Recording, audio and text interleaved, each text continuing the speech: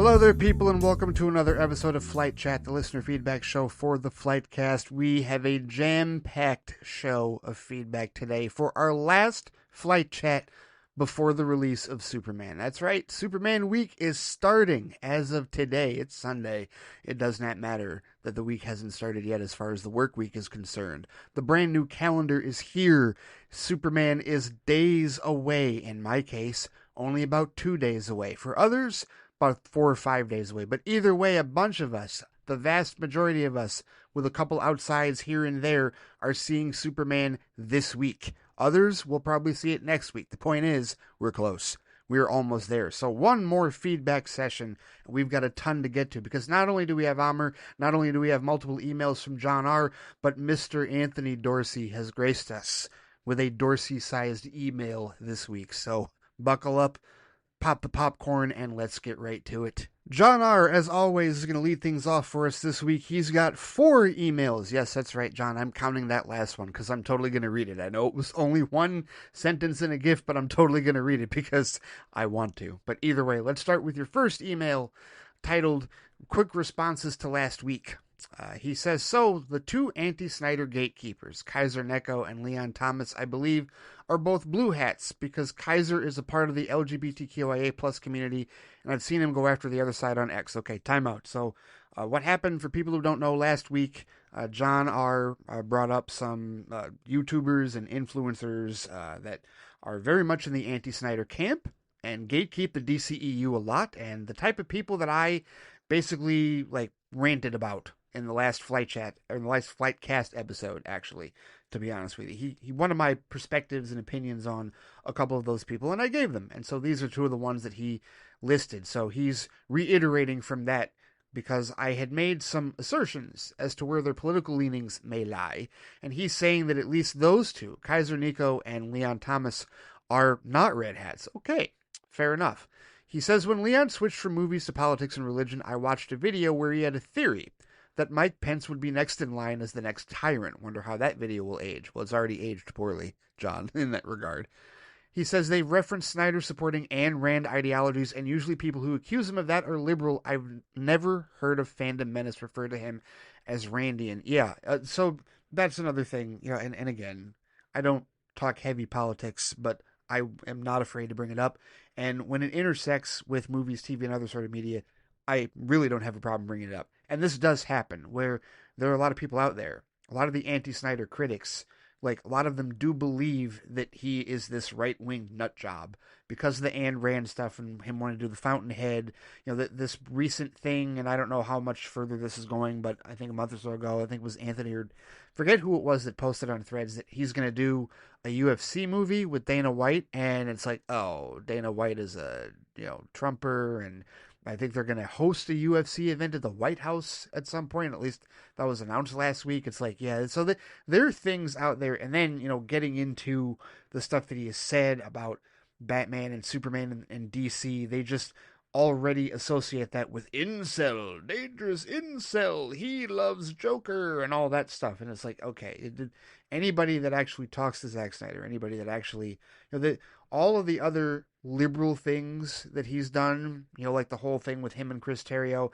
making certain that they, heavily and thoroughly consulted Ray Fisher with respect to the Cyborg character and how they wrote him, the fact that they made him the heart of the Justice League movie, yeah, right-wingers don't do that. Red hats do not do that.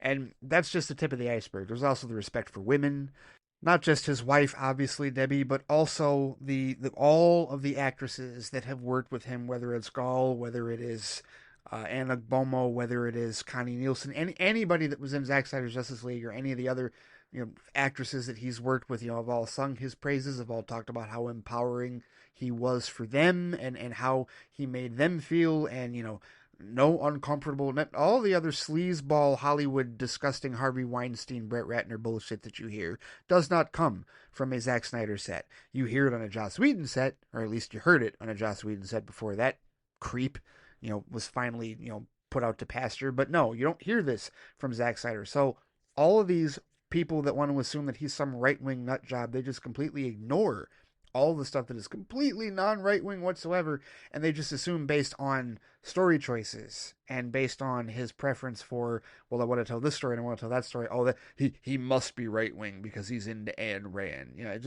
It's a way for them to justify their ridiculousness and their gatekeeping. So no, that's a valid point that a lot of those gatekeepers are actually going to be blue hats and not red hats in that regard because they think he's a red hat mistakenly. But either way, all right. So he also says, this is more responses to last week. This whole email is, I believe, is responses to last week's show.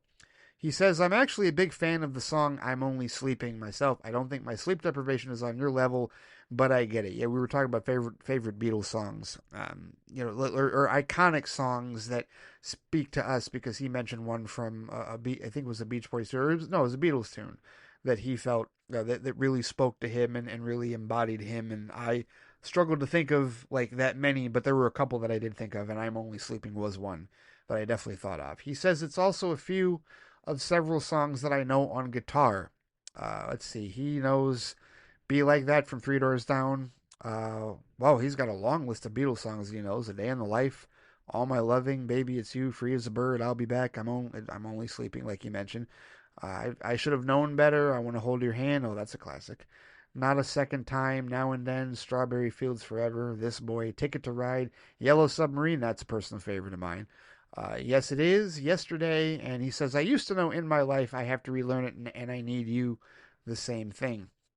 He also knows Barbara Ann, God Only Knows, Sloop John B, Surfer Girl, and Surfin' USA from the Beach Boys. He knows I Started a Joke from the Bee Gees. Oh, okay. Space Oddity from David Bowie. Ground control to Major Tom. Did I sing a little bit there? Yeah, I might have. Whatever. It is what it is. Bob Dylan, All Along the Watchtower. Oh, yes. I've heard the Hendrix version of that, which I really enjoy. Noel Gallagher, Dream On, and If I Had a Gun. All right. When I Come Around by Green Day. My Sweet Lord by George Harrison. Beat It by Michael Jackson. All right, there's a classic as well. Bad Romance by Lady Gaga. A couple of John Lennon tunes in here that he knows as well. God, Imagine, Isolation, Jealous Guy, and Woman. Three Little Birds and Redemption Song by Bob Marley. Oh, okay, a little bit of Bob Marley. Nice. About a Girl in Bloom from Nirvana. All right. Lots of Oasis. I've never really listened to Oasis, but let's see. Cast No Shadow, Don't Go Away, Don't Look Back in Anger, Falling Down, Hey Now, Importance of Being Idle, Live Forever, Let There Be Love, Roll It Over, Roll With It, Some Might Say, Stand By Me, Girl in the Dirty Shirt, and Wonderwall. That's everything he knows from Oasis. He's got one Pink Floyd tune in here, Wish You Were Here. All right, that's a good one. Post Malone, Sway Lee, he knows Sunflower. He's got two Rolling Stone songs that he knows here, Satisfaction and Wild Horses. The Ruddles? Is that who this is? Between Us and Cheese and Onions? I'm probably mispronouncing that, but either way. Sum 41, So Long Goodbye, okay. Ron Wasserman, The Mighty Raw. They did the Mighty Morphin Power Rangers theme, okay. Weird Al, The Saga Begins, he says. I don't remember all the lyrics to American Pie, nor do I care to. Even McLean and accidentally did Al's lyrics at one point because his kids were fans. I don't know all the lyrics either, but I've clearly heard it. I sometimes go back and forth between Eat It and Beat It. Oh, yeah, that I could see that happening as well. He says, I've also written a couple of songs. Oh, and speaking of Noel Gallagher, he's featured on the Chemical Brothers track, Setting Sun. That's How I Knew Them. Oh. Well, of course, I'm very familiar with Setting Sun because that is from the Chemical Brothers album Dig Your Own Hole, which also features Block Rockin' Beats, the first Chemical Brothers tune that I ever heard, 1997 release. Yes, I am dating myself. That was in high school. It is what it is. You already know that I'm in my early 40s. Yes, for sure. But here, John, that's quite a catalog of songs that you know via guitar. But he asks, do you play any musical instruments? Used to. Back in the day, I played trombone in middle school because I had braces at the time. I wanted to play trumpet, but I could not get a buzz out of the trumpet mouthpiece because I was wearing braces at the time. So I had to get a bigger mouthpiece, which meant that I could play trombone because I still wanted to play brass. I don't know that trumpet is my favorite instrument of all time. I would probably say Fender Rhodes electric piano. Actually, not probably, definitively. The Fender Rhodes electric piano is my favorite instrument of all time. I do not know how to play it. I would love to learn. They say that it's never too late to learn how to play an instrument, and I'm sure they're correct. But people that have played it, since they were kids, obviously are like the prodigies and the great artists that are able to play it over the years. But yeah, I don't currently know how to play a musical instrument at the moment, but I used to know how to play the trombone. To be honest with you, way back in the day when I was a little kid. So here we go. Scenario of the week he's got.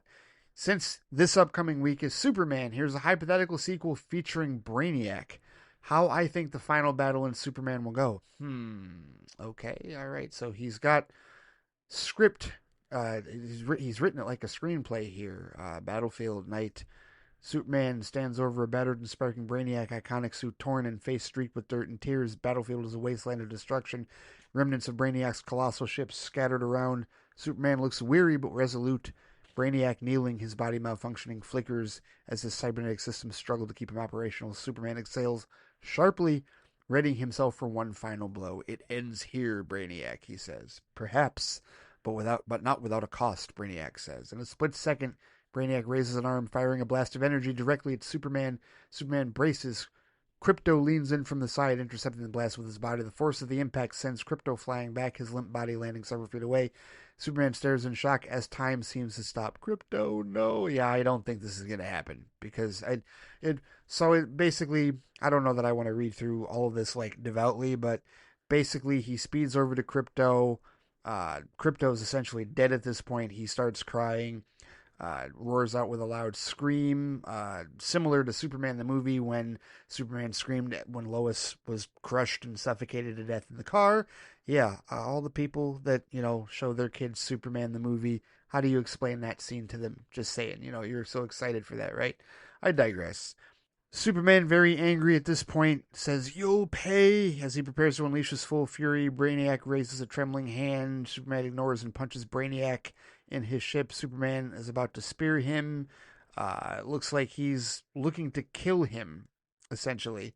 Brainiac says, "Wait, I was wrong. What? Kryptonians, I believed you're kind and capable of compassion. I saw your world's destruction as inevitable, born from apathy and arrogance. But you've shown me something I've never understood, love for a creature so small, so vulnerable. He's gone because of you." Not entirely. Okay.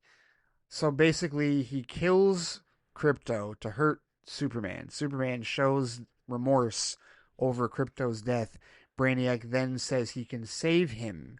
And this is basically his, like, he'll do it if he promises him that empathy endures and that it is not lost. And so he brings Krypto back to life, but he dies in the process. And he says Krypto licks Superman's face as he stands, carrying his loyal companion away from the ruins. Camera lingers on Brainiac's lifeless body. A faint smile etched onto his once expressionless face fade out. And John asks, perhaps this would be a bit out of character for Brainiac, don't you think? Yes, I do think it would be out of character for Brainiac. And mind you, I'm not drawing upon comic knowledge for that. I'm drawing upon my knowledge of the character from Krypton, the way that Blake Ritson played him in that show, and also from Superman the Animated Series, and the Brainiac types that we saw in Supergirl, because it wasn't full-blown Brainiac, but just the Coluan stuff, right? All of that. Like the thought process and the orchestrations and the machinations. Yes, I do think that would be out of character for Brainiac to save Krypto after killing him. I also don't think that this would ever happen. I don't think they would ever write something or put something like this on screen, because I don't know if you heard of this, John, but one of the things that's come out recently, about a week or so ago in an interview, was apparently there was a scene where Krypto gets injured in the Superman movie, and it did not test well. Did not test well at all, and James Gunn removed it. And I get that. I completely get that. There are people there. There are people that, as well as the John Wick series has done over the last number of years, as much as I enjoy it, as much as many of us listening to this show and part of the show enjoy it, I know people in real life that patently refuse to watch a single movie in that series because they know that the dog dies. They know that. And they are not willing to deal with it. They have shut the series off. They will not even give it a chance. They don't care about the vengeance or any of the fact that what's his name gets his comeuppance, Vigo's son, and all that, right? They do not care about that. If there is a dog dying, they're out. absolutely out. They will not buy a ticket. They will not pass go. They will not collect $200. It is over for them. So, yeah, I don't think this is ever going to happen, ever going to see the light of day. I think crypto is going to be well protected in some form, as long as they want to sell tickets, right? And especially if, dogs are a big way to a lot of Americans' hearts, a lot of people's hearts, that love dogs. So if crypto even remotely steals the show in this movie, then that's a protected character. That's like Grogu in The Mandalorian, right? Protect that character at all costs because they're adorable and they're a fan favorite, and you must never harm them or like lead them to ruin in that regard, right? And it's even deeper with dogs because dogs actually exist. So I don't think that scene would ever be written or see the light of day in that regard. But it's an intriguing prospect. The idea of Brainiac showing that type of out of character, like, humanity, if you will, and appreciation for humanity in that regard. So, yeah, in my opinion, it would be out of character. But either way, that's John's what if scenario for this week. Let's get to his second email. This one seems a little bit lengthier, a little bit wordier, I don't know. But either way, he says, as mentioned previously on the last episode, I had a friend who passed in 2012 from ODing, and as of this email today that's being sent, it would have been his 35th birthday. He sent this email on July 1st, by the way, so that would have been his friend's 35th birthday, July 1st. May he rest in peace. John says, I wanted to share a funny story that happened 16 years ago on his 19th birthday. For his birthday, me and him, his brother Sam, and our friend Sid went to Six Flags Discovery Kingdom. I had actually applied for a position there earlier this year, he says. I went later on in the day since my stepdad at the time and mom were on the way to Sacramento and wasn't willing to leave super early in the morning. We spent a good amount of time there, though went on a couple of rides. I even got a ride back home with him, he says. My friend, whose name was Donnie, begged me to go on the Medusa roller coaster with him. I had a phobia of going on roller coasters that flip upside down. It took me a lot of courage to go on the California Adventure roller coaster where you flip just once. I told him I'd prefer to go on the more classic wooden roller coaster, the Roar, instead. After we went on it, he insisted the Medusa wasn't as scary, so I reluctantly accepted.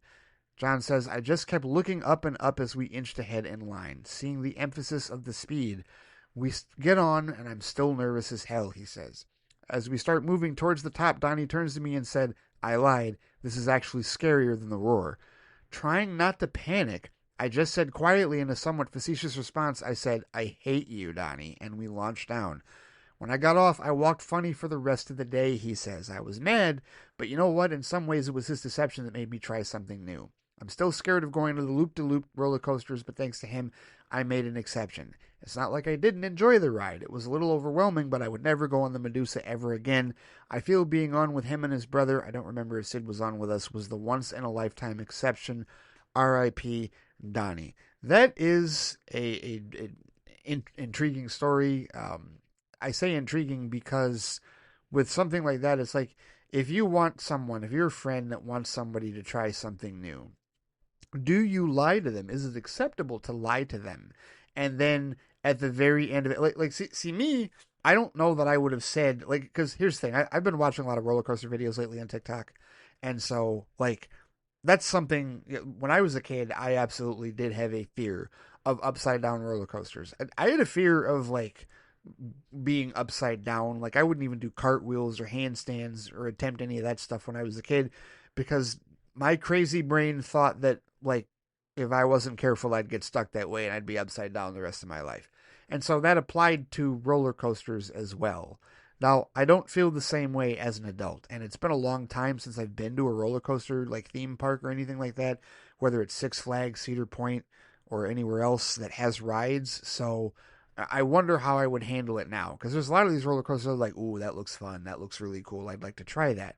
But I've seen cases where, they have the GoPro or whatever camera that it is in front of them, right? And you're seeing the perspective of the people riding, and it'll be two people, one who's clearly a veteran and is clearly, or at least is somebody that is clearly able to handle what is happening, and maybe they're, a little bit scared, but they're still, all, gung-ho and ready to roll with it. And then they've got the friend that's freaking out and is just absolutely panicked, and just as soon as the ride starts and they start screaming, they pass out. And I mean pass out hard. It's the craziest thing. It is the craziest thing to see people pass out in a damn roller coaster, right? Pass out and then wake up and then scream again and then pass out again, right? And part of you is like, are they faking it? Like, if they're faking it, wow, that's really something. Like that's like I don't know what kind of control they have to be able to do that. But yeah, so to me, it's almost like, all right, if you warned them, like if your buddy Donnie warned you, like I lied, right? Like, what were the chances that you would have fainted? Because here's the thing, at that point in time, like just before it's about to happen, like your brain goes, like the immediate nerves, the immediate anxiety hits you, does it? Like I would think that it would, right? Like if it were me, I think I would have just maintained the lie until after the ride was over. Like I don't think I would have hit you with it right before the ride started, right? Because then the possibilities of the fainting and all that could have occurred, and maybe he thought that. I don't know. I'm not sure, but either way, I think in my perspective, I may have withheld the knowledge. I may, or the truth rather. If I've lied to you at that point, I think we're just gonna go through it, and then I will let you decide if you thought it was worse or not, and then if you don't say it was worse, if you say, oh well, it wasn't that bad, then it's like, okay, cool. But because he said that, you had it in your head, oh no, this is gonna be worse, and now you're back to thinking that it is worse. I don't know, almost like a self-fulfilling prophecy in that regard. So I feel like it's murky ethically as far as friendship and whatnot, but you're right, it did get you to try a new thing, and perhaps that was his motivation. In fact, I'm sure that was a good portion of his motivation. But yeah, it's always a question of whether or not do you reveal it then, or do you just let it ride? Yeah, I think I'm definitely one of the people that would let it ride in that regard. John says he sent some photos, and he said this is one of the very few photos left that I have of him, and this is only like one of three with the two of us. The rest I had were in a phone I lost with pictures of us on a bike riding downtown. This was around Halloween 2008. I didn't really have a costume plan that year other than some masks my dad owned. He already had a costume dressing up like a male private part. Oh, okay. But I didn't really want to share a picture of him wearing that. Thank you. So I asked if he can wear one of the two masks we were wearing here instead. It's still crazy that it's already been 13 years since his passing. We've had our ups and downs, but he was a really good friend. He even rented out my old room when I moved in with mom after my parents divorced so I could visit and hang out with him and my dad. He's wearing the goblin mask on the right. I'm Killer Clown Venom on the left. Okay, I see that. All right, that's terrifying. The masks. That's very frightening. But I see. All right. Well, rest in peace, Donnie. I'm glad he was such a good friend and that you have such awesome memories of him in the time that he was here with you, for sure. He says, on a happier note, for a surprise 4-month anniversary gift, Tammy got me a Switch 2. She has said it's an early birthday gift, but my birthday isn't for another 4 months or so I think anniversary gift is fine. But I told her not to spend more than $10 on my actual birthday because this was expensive. Although a good friend only charged $400 when it's usually $480 plus tax because this included Mario Kart World as a download.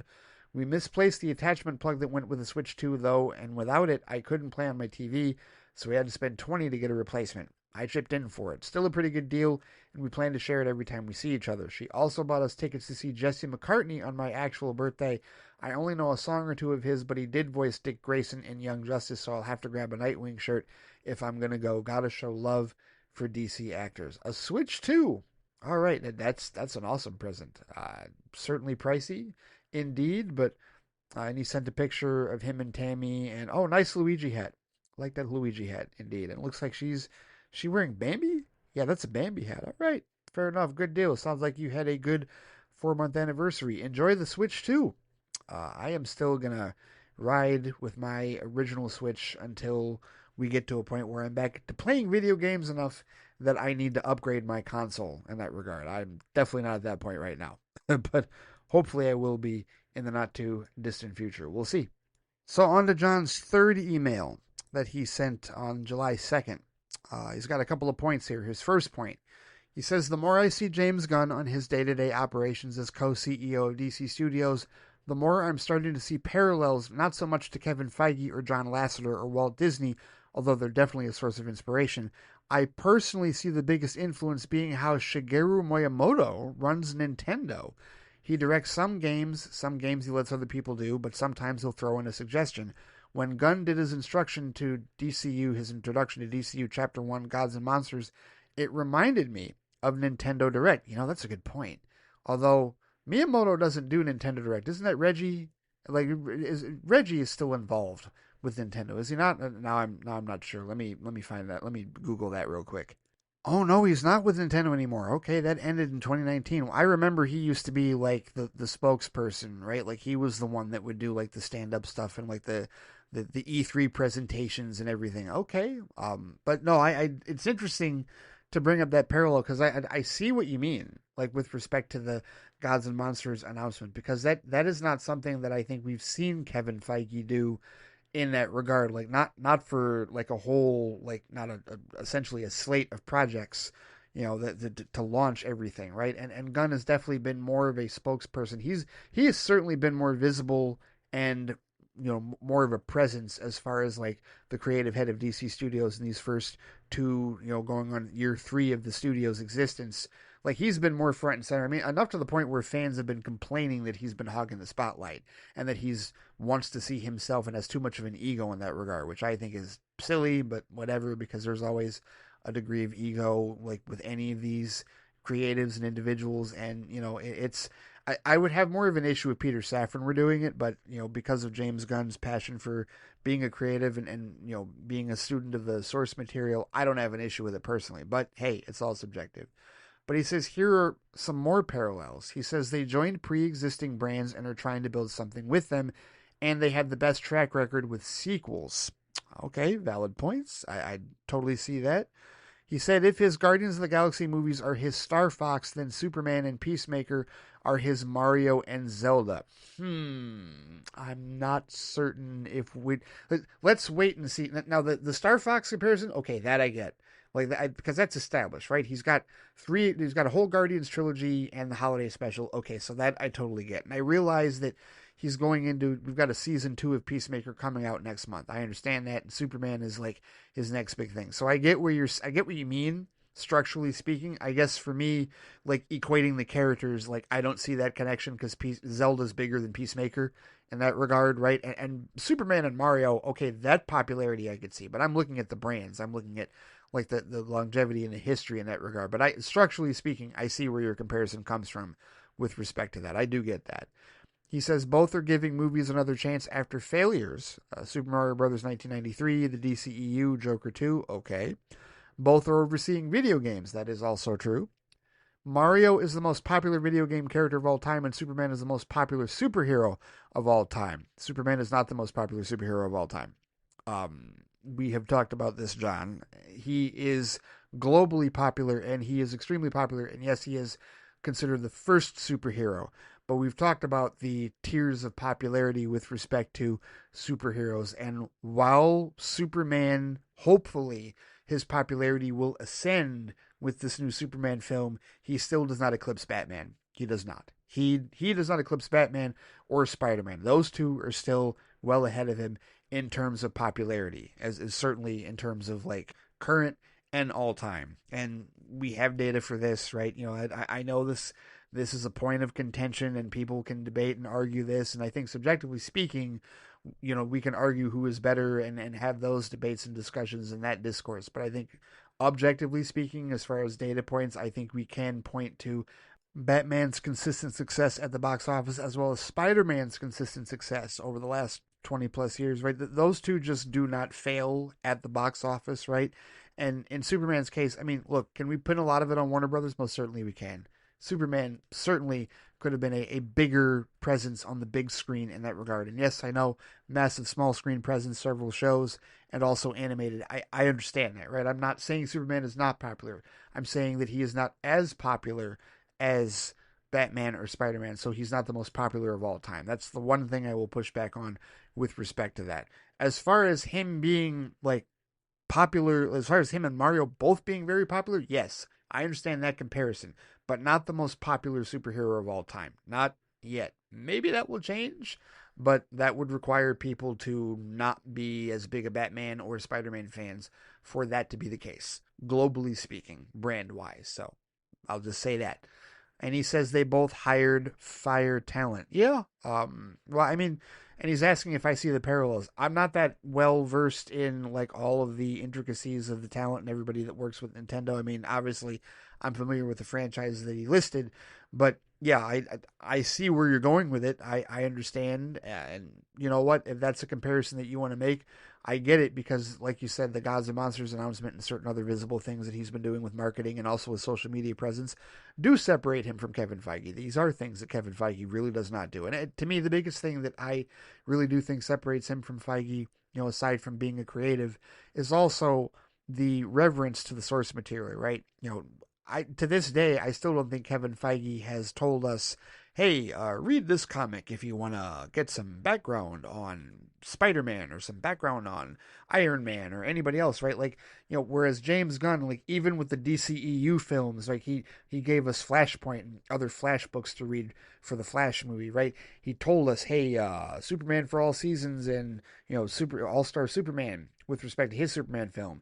Supergirl Woman of Tomorrow with respect to that film. Like, he has pointed to the source material and he has involved the comic creators. He's talked to Tom King, Scott Snyder, etc., and everybody else, right?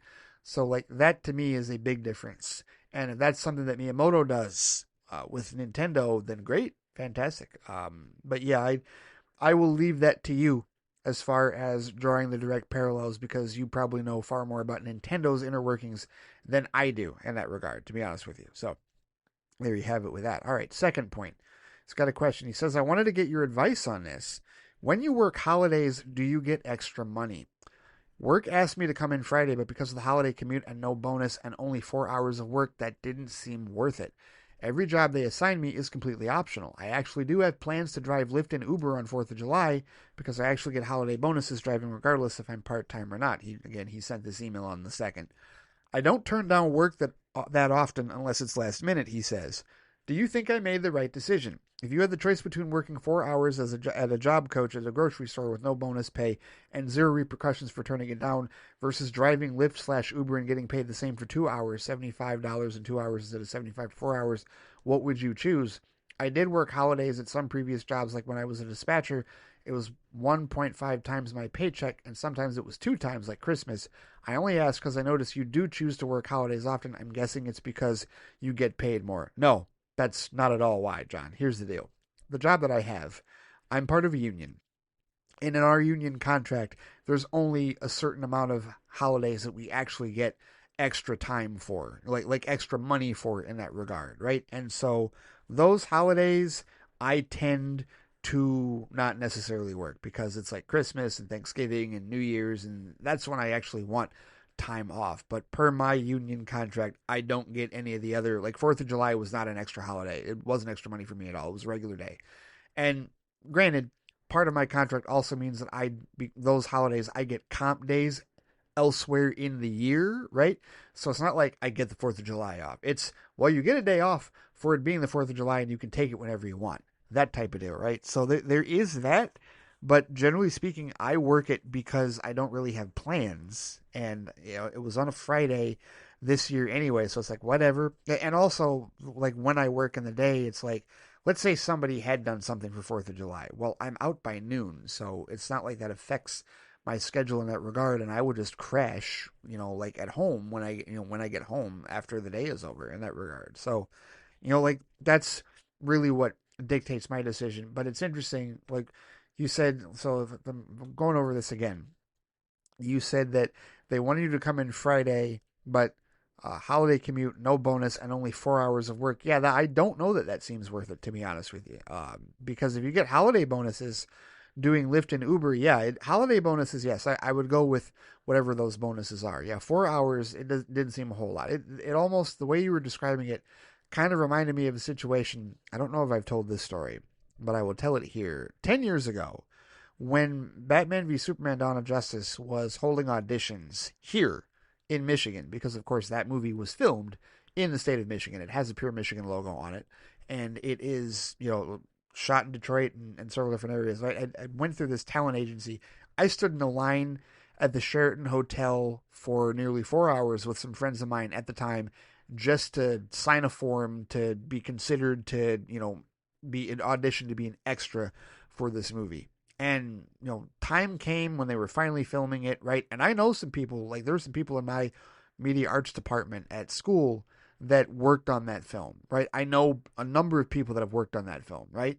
and I could have been an extra on that movie. But when they sent the email, they said that it was $8 an hour for, like, I don't know, what, 12-hour days. I forget exactly how long they said the hours were. But at that point in time, I had just moved into like creative services where I was at my job, and it did not feasibly make sense to take time off from my job just to be an extra down there for like not a fraction of the pay, right? Like $8 an hour to do that really was not worth it in that regard. So that's why I ended up not being an extra on Batman v Superman: Dawn of Justice. I could have been. I very well could have had like some form of film credits. Like I said, I know people. I work with somebody who was in that movie and was actually a stand-in for Holly Hunter.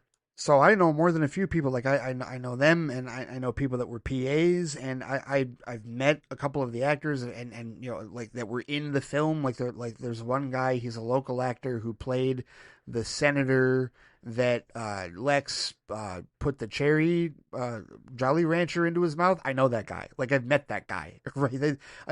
I know that guy indirectly through some friends, right? There's a number of people that have worked on that movie that like I know, and I could have worked on that movie as well, and may have even run into them, but it wasn't worth it. Like financially speaking, at the time, it just did not make feasible sense for me to do it, especially since I'd got moved in to a new department. And they sent me emails for years, truthfully. Like the casting agency, whoever it was, when they were still doing projects in the area, anytime one would come up, my name was in the list, right? And because of when I had signed up that day for the audition, and like they still send me emails, and it was never financially worth it. Like it was never feasible. And there's a part of me as a fan that's like, especially, you know, 10 years ago, we didn't know the type of notoriety that BVS was going to get, you know, good or bad. We weren't aware of how much of a market was going to make as far as the discussion of what was going to happen going forward. So in retrospect, would that have been a cool story that I could have told, like Dave, the film junkie, and all my buddies over at Squadcast Media, where it's like, yeah, I was in the movie, da da da da. Yeah, that would have been cool. But it is what it is. You know, like I don't totally regret it. I don't, because like I was in a different place then, and financially speaking, it didn't make sense. It just did not make sense. So I understand your trepidation with respect to wanting to come in, and no, I think you made the right choice. Truthfully, I think you went in the right direction with respect to financial feasibility on that one. But I don't know if I've ever told that story. But yeah, I'll share that one here. All right, number 3. He says, the reason I asked you about what you wanted to do post-mortem. Oh, yeah, he did ask that question. It was a bit of a morbid question last week that I did give a pretty comprehensive answer to. He says, the reason I asked you about that is because I've been contemplating it myself. I've decided I'm going to look into cryogenics. I know, it sounds weird, but my biggest fear is the concept of non-existence. How does it work? How do you visualize nothing? The problem I have with the afterlife is people have too many ideas of what it's supposed to be. He says, I have friends telling me to accept Jesus into my life even though I'm Jewish. My mom binge watches people with different near-death experiences. My dad is into reincarnation. I have atheist friends. This is why I identify as agnostic. My thought process is if I freeze myself, I can find out what happened to my consciousness while I'm dead inside ice for probably what will take hundreds of years. Will my consciousness be in another plane of existence? Will it be like I just woke up from a nap? I think it's a good test to know for sure. Plus, I figured there would be people of future generations that will want to know what people went through. I could be part of the answer to one of ultimate questions in life. It's not a done deal yet, but I don't want to be cremated because I have the fear of being burned alive, and you and I have the reverse fears. I'm okay being in a box. I'm not okay with being burned alive, even though it's becoming more common. He says there are 2 places that offer these services, one in Arizona and one in Michigan. The Michigan one apparently is the cheaper option, so that's another reason why I'd want to visit. I think around 4,000 people have frozen themselves this far since cryogenics was introduced in the 60s, and maybe when I'm older, the technology has greatly improved. And hey, worst case scenario, if my body becomes damaged beyond, they can always bury me. And best case scenario, if I'm brought back in the future, the first thing I'll say is Chris Lloyd's iconic line from Suburban Commando, Christ, I was frozen today. I don't think I've ever seen that. No, I don't think I have ever seen that. But he says, what's your opinion about cryogenics? Cryogenics, let's see, for the longest time when I was a kid, I thought of the movie Forever Young with Mel Gibson, because that's a cryogenics movie. Obviously, Marvel fans will think of Captain America, right, with respect to cryogenics. Nowadays, like everything that you're describing here, I think of Fry in Futurama, because I love that show. And I'm not against it.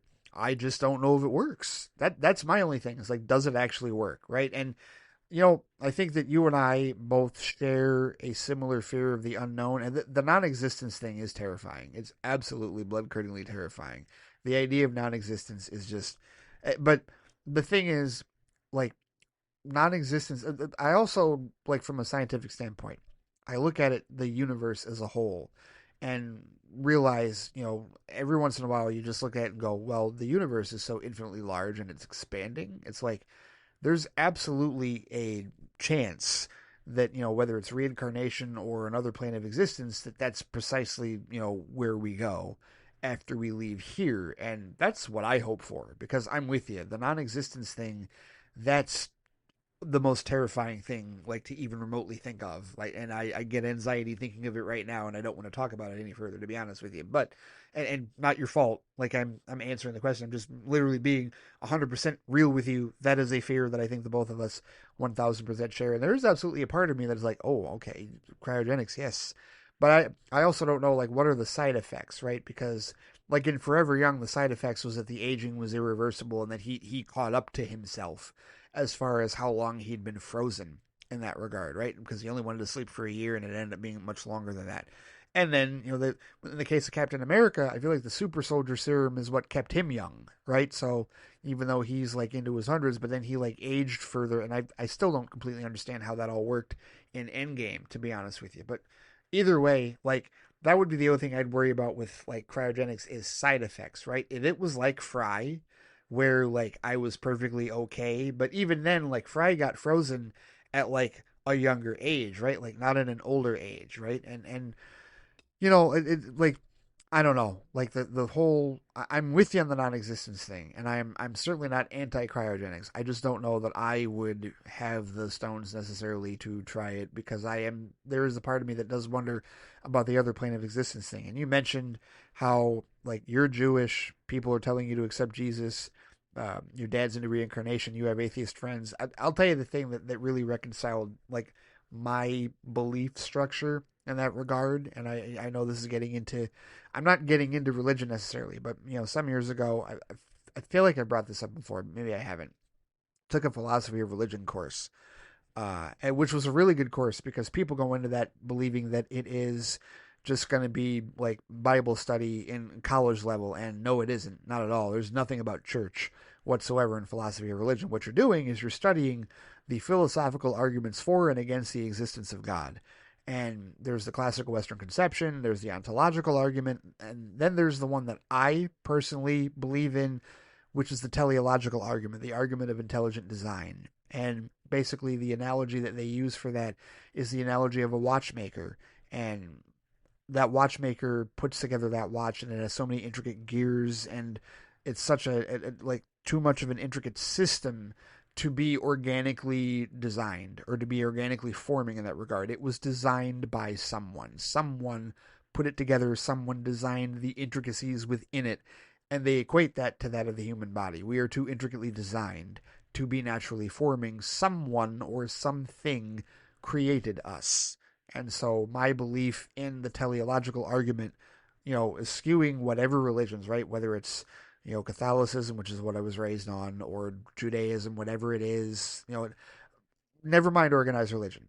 The idea of there being an intelligent creator that designed us, that would also presuppose the potential for living on another dimension, or a higher level of being, or another plane of existence in that regard. And so that would be my question. And I feel like watching a movie like Interstellar, I don't know if you've ever seen Interstellar, like all the stuff they do with the black holes and whatnot, and stuff that's taken from, actual, like, like Kip Thorne and Neil deGrasse Tyson work and whatnot, but it still goes into some metaphysical stuff as well. Like, that also intrigues me with respect to the possibilities of, how time works for us compared to the rest of the universe and whatnot. So, like, all of those questions lead me to wonder if, there really is something beyond this, and not the stereotypical afterlife as designed by an organized religion, but something else that perhaps is beyond our comprehension, because there's only so much that we can comprehend as human beings at this point in our development in that regard. So, yeah,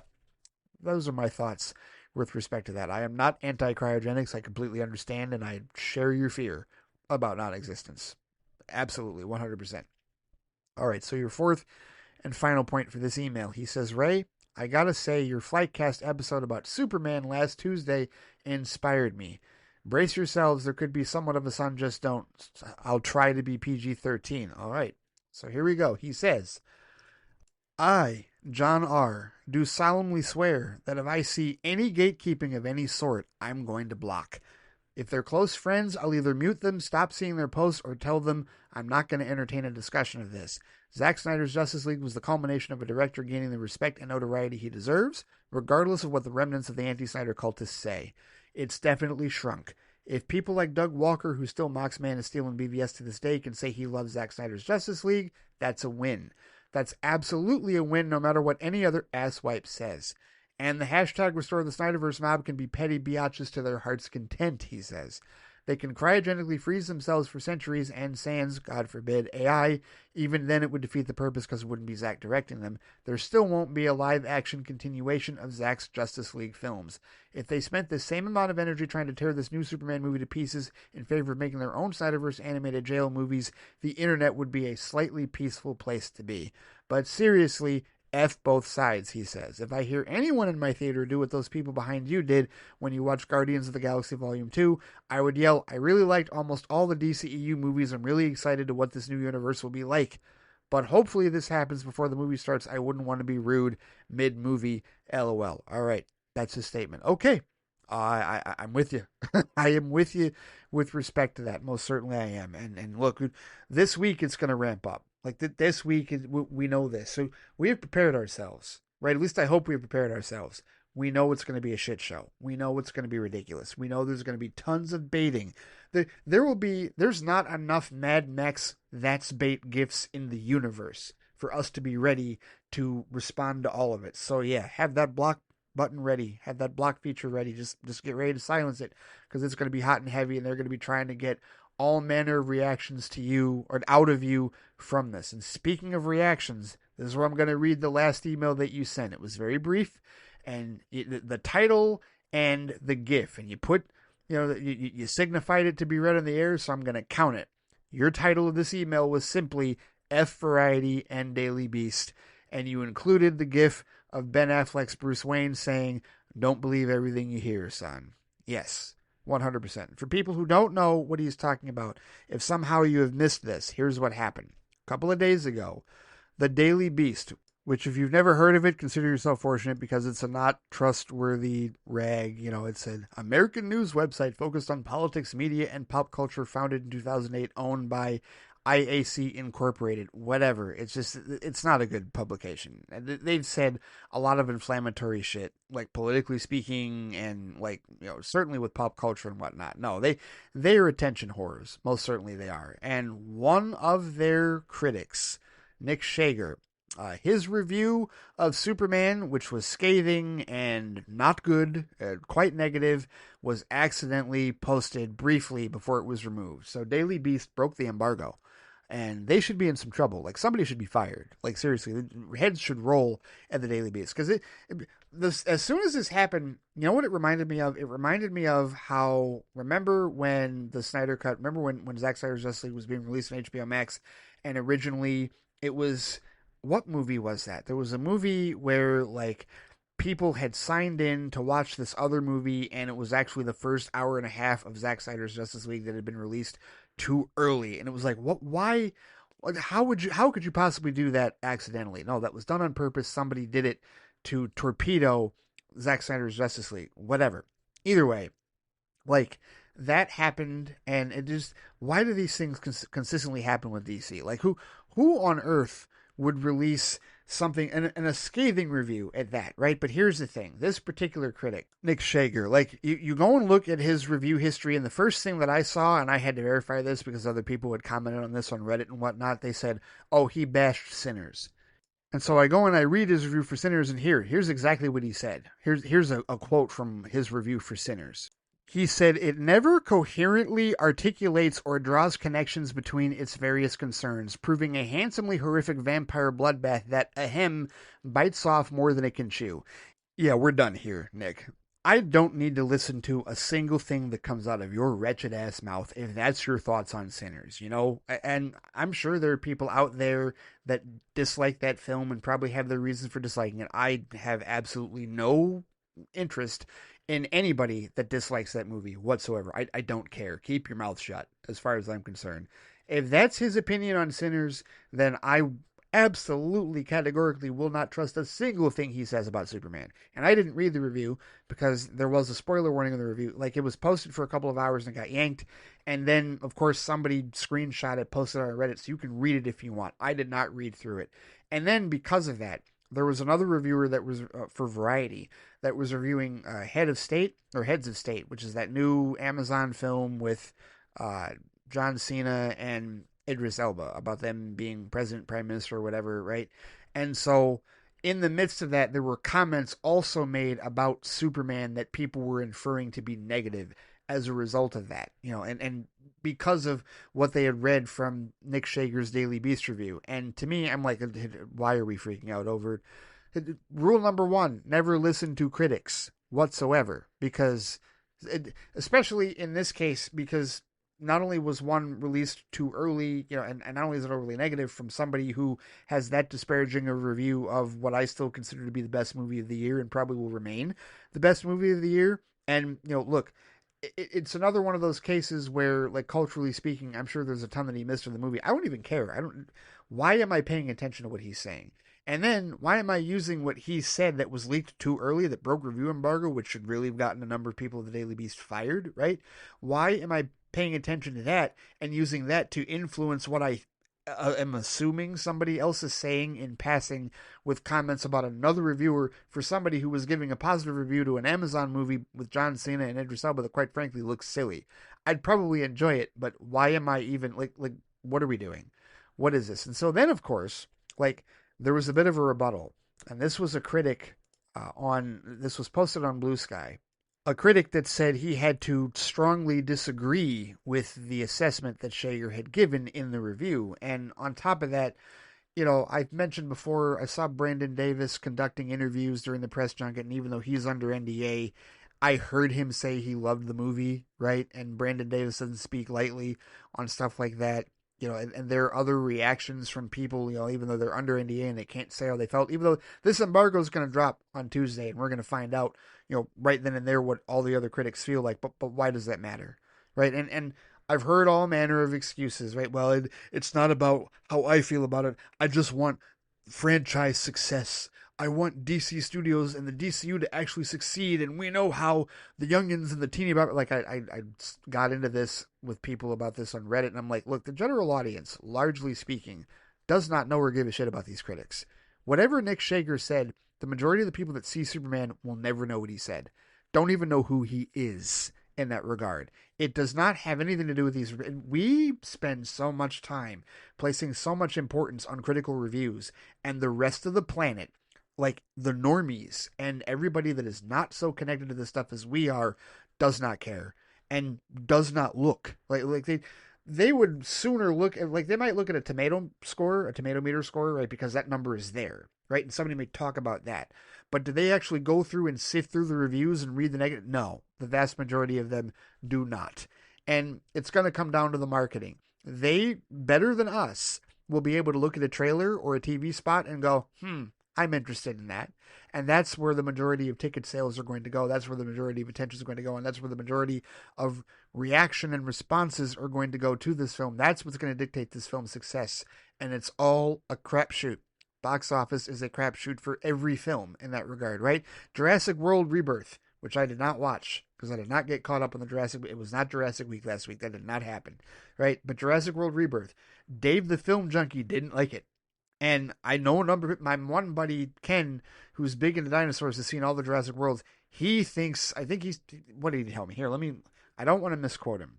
So let me make certain that I say exactly what he told me, because he actually saw an early screening. He got a chance to see it before the official release. He said, quite possibly one of my least favorites in the franchise. I'm going to need to see it again to make a full determination. He said, Jonathan Bailey and Mahershala Ali are fantastic, but the rest of the film lacks hard, he said.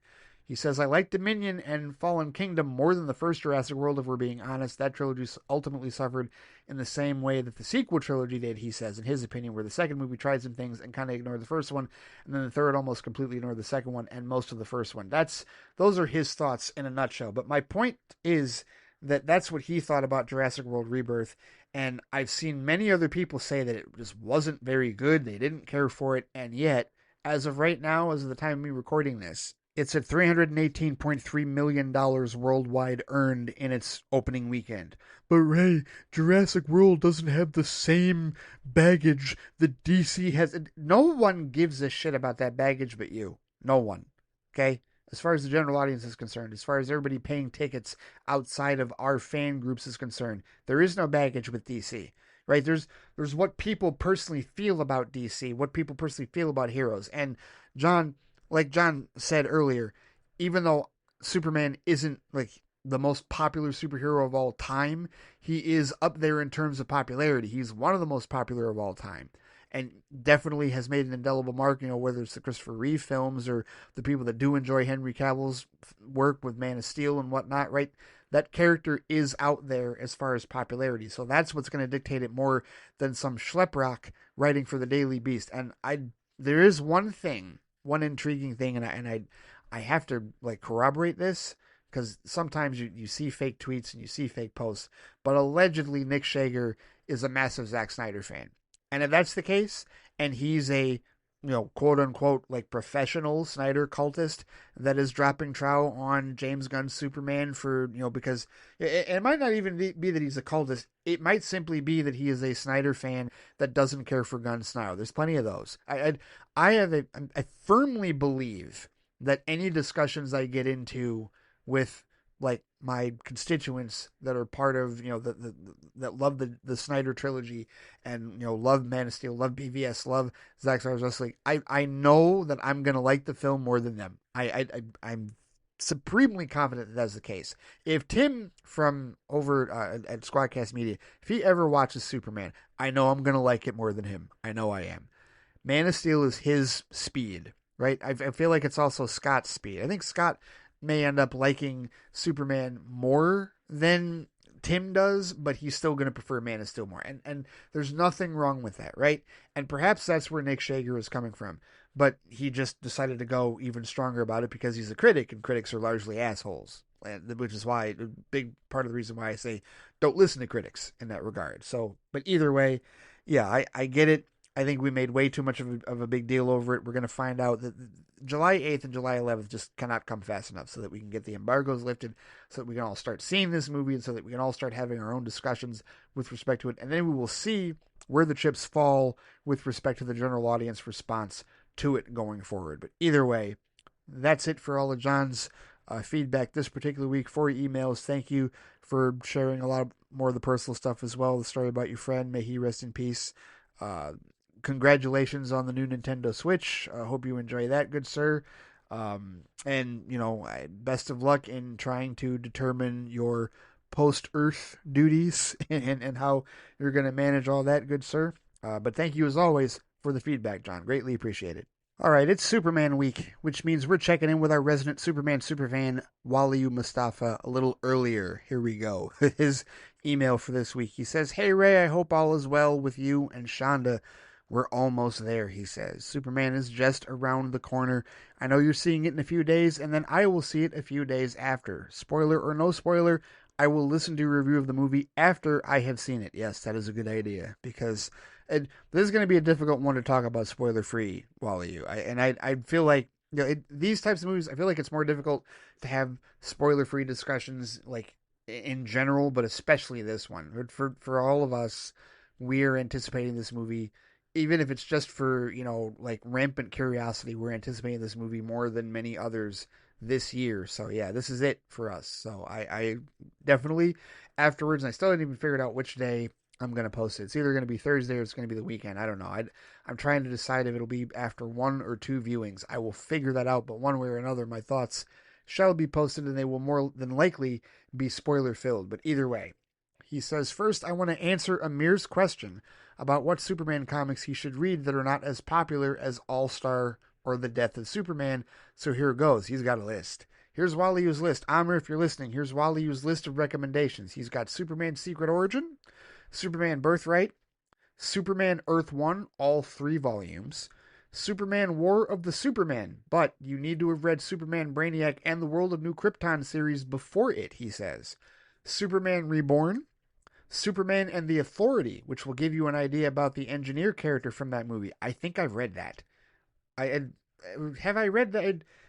I've read Superman 775. I have read that, which I don't remember. I don't know if that's the same thing, but I read it because the Authority, if I'm not mistaken, was in that Supergirl episode in the 4th season, and I wanted to read the comic, and I also watched the animated film based off of that. I believe it's the same story, and I vaguely remember the engineer in that, but either way.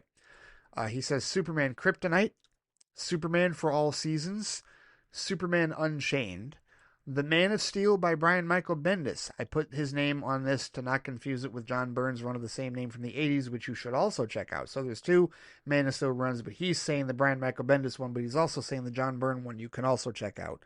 Superman Red Sun, Superman Year One, Superman American Alien, he says, written by John Landis' son Max. We don't like him very much, but he wrote a great story with this. Yeah, Max Landis, not a good human. But he says, I would also like to add in a few Superman Batman stories that I enjoyed. Public Enemies, which was made into an animated film of the same name, which I still need to watch.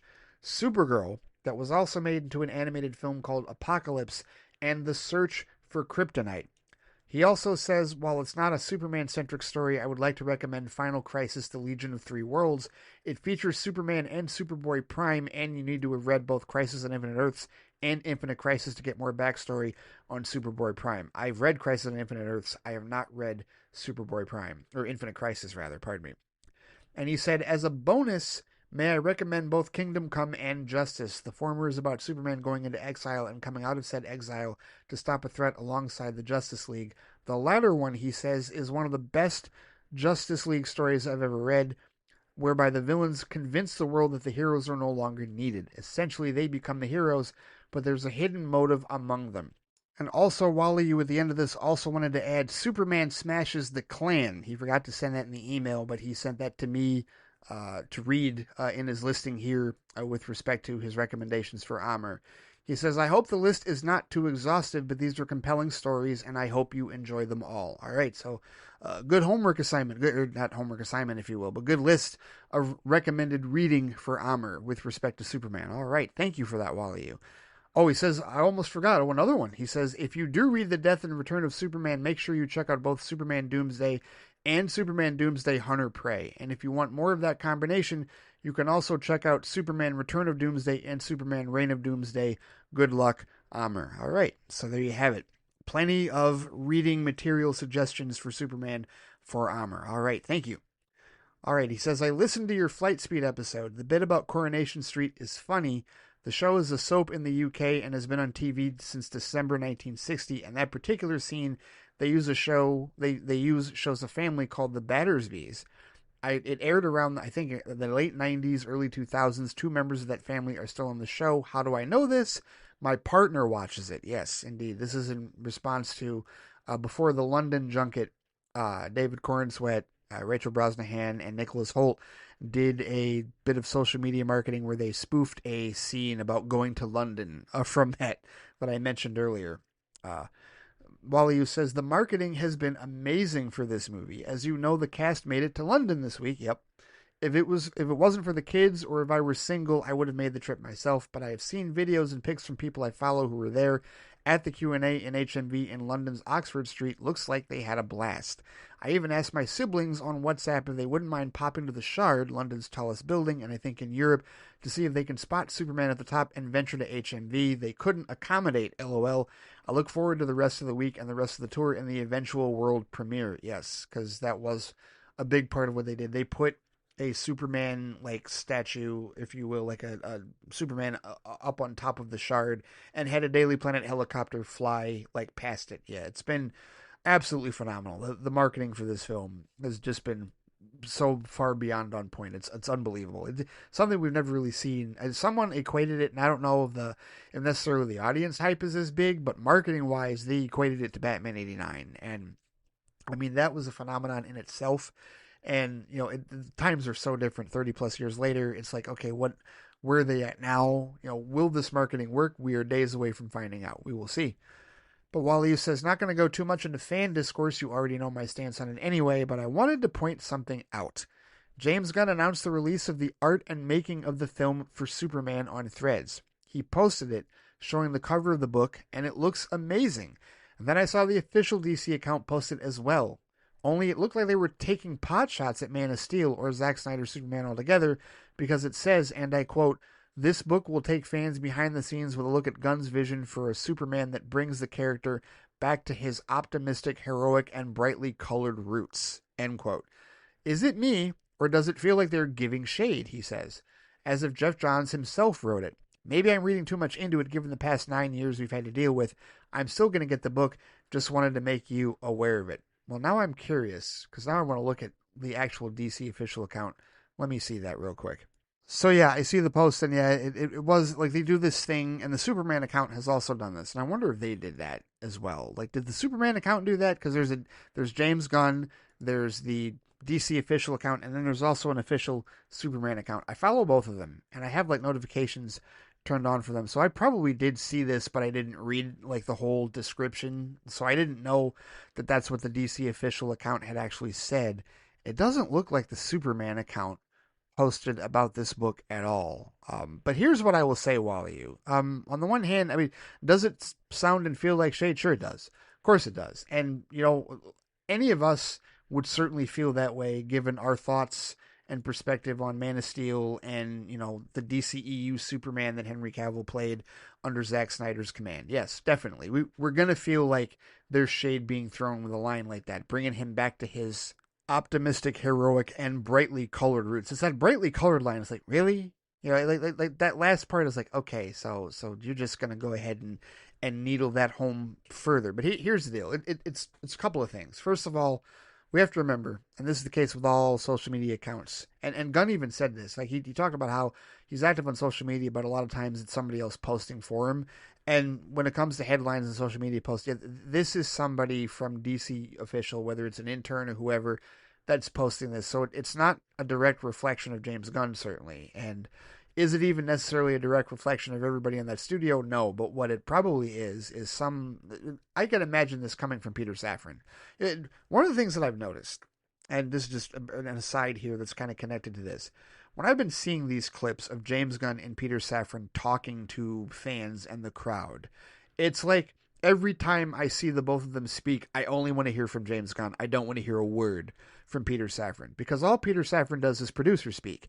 And he sounds like he's got a stick up his ass. He really does. And I don't know how nice of a person he is in real life or not, but he just seems like standard producer speak. Going back to Dick Donner's original film and da-da-da and this and that. It's just like all the talking points. Like, he's Mr. Talking Point. Gunn, I actually buy the enthusiasm. I actually buy the energy. I buy the creative spark that he has, that he's trying to share with the audience. Safran is a bean counter. An absolute accountant and a bean counter. Phil Barker had made the comparison like he was Toby Emmerich light, and I am not willing to necessarily go that far, although as far as being a producer, sure, but this is obviously a different scenario where, he can't supersede anything that James Gunn is doing, and he doesn't have there's no creative bone in Peter Safran's body. It's all coming from James Gunn and the creatives in that regard, right? But it's all producer speak.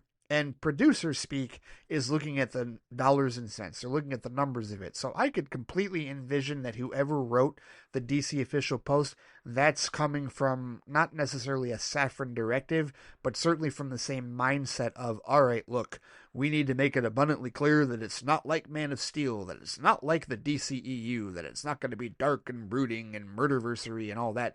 And it's going back to the roots of the character that you really appreciated from Dick Donner's 1978 film. I could just envision that happening. I can envision that being the conversation value. And so personally, I am going to be 50-50 with it, because on the one hand, yeah, it's annoying and it's stupid and it's shade and I don't like it. But on the other hand, it's marketing. And I get why they feel like they need to do that. Do I think they need to do it? No, I don't. Do I think the vast majority of the general audience that's going to buy tickets for this film, are they going to even see this? No. And that's also what gives me some comfort, is knowing they're not going to read this. They have no idea. I mean, when you put a post out for an art book, you're appealing to those of us that are interested in the art form. So that means that they're also speaking to those of us in the fandom, right? Whether we're gatekeepers or not, right? So that's who the line is directed at. The idea that if any of us didn't like the last incarnation of Superman, well, here's a behind the scenes look at the return to glory. And yes, again, annoying, stupid, tribalistic, and I really don't care for it. But from a business standpoint, I get why they feel the need to say it. I don't think they need to say it, but at least I don't think it's personal, right? Like they're trying to sell the current movie. They're trying to sell the new Superman film. So this would be different if, it was coming from Scooper Madness, or it was coming from some dipshit with a blog, or somebody over at Collider, or, it would be different if it came from Disgrace, or a source that I knew, or the YouTubers, right? The toxic ass YouTubers, right? Or if Shager wrote it, right? If Nick Shager, which I guess he wouldn't write this, I guess he'd be pissed off at this too. But like, if it came from a different source that I knew was being snarky about it intentionally, it would bother me a lot more. But because I'm fairly confident that this is just a piece of marketing, that from a producer standpoint, they feel the need to differentiate between this version of Superman and the previous version. For those of us in the fandom that didn't care for it, I get it. It's a marketing move. Not going to. I don't think you're reading too much into it as far as the shade, but I do think that it's whatever, right? It's not nearly as toxic as some of the other shit that we've seen, because they're looking at it from a business standpoint. That's just how I look at it. We can agree to disagree on that. I don't know, but either way, yeah, that's why I'm not going to make that big of a deal over it. I have not blocked DC Official, right? DC Official, like, that's going to be, like a place to go for news and like announcements and clips and stuff like that, like the information of this book that I'm curious about as well, right? Like, it's coming out in a number of months.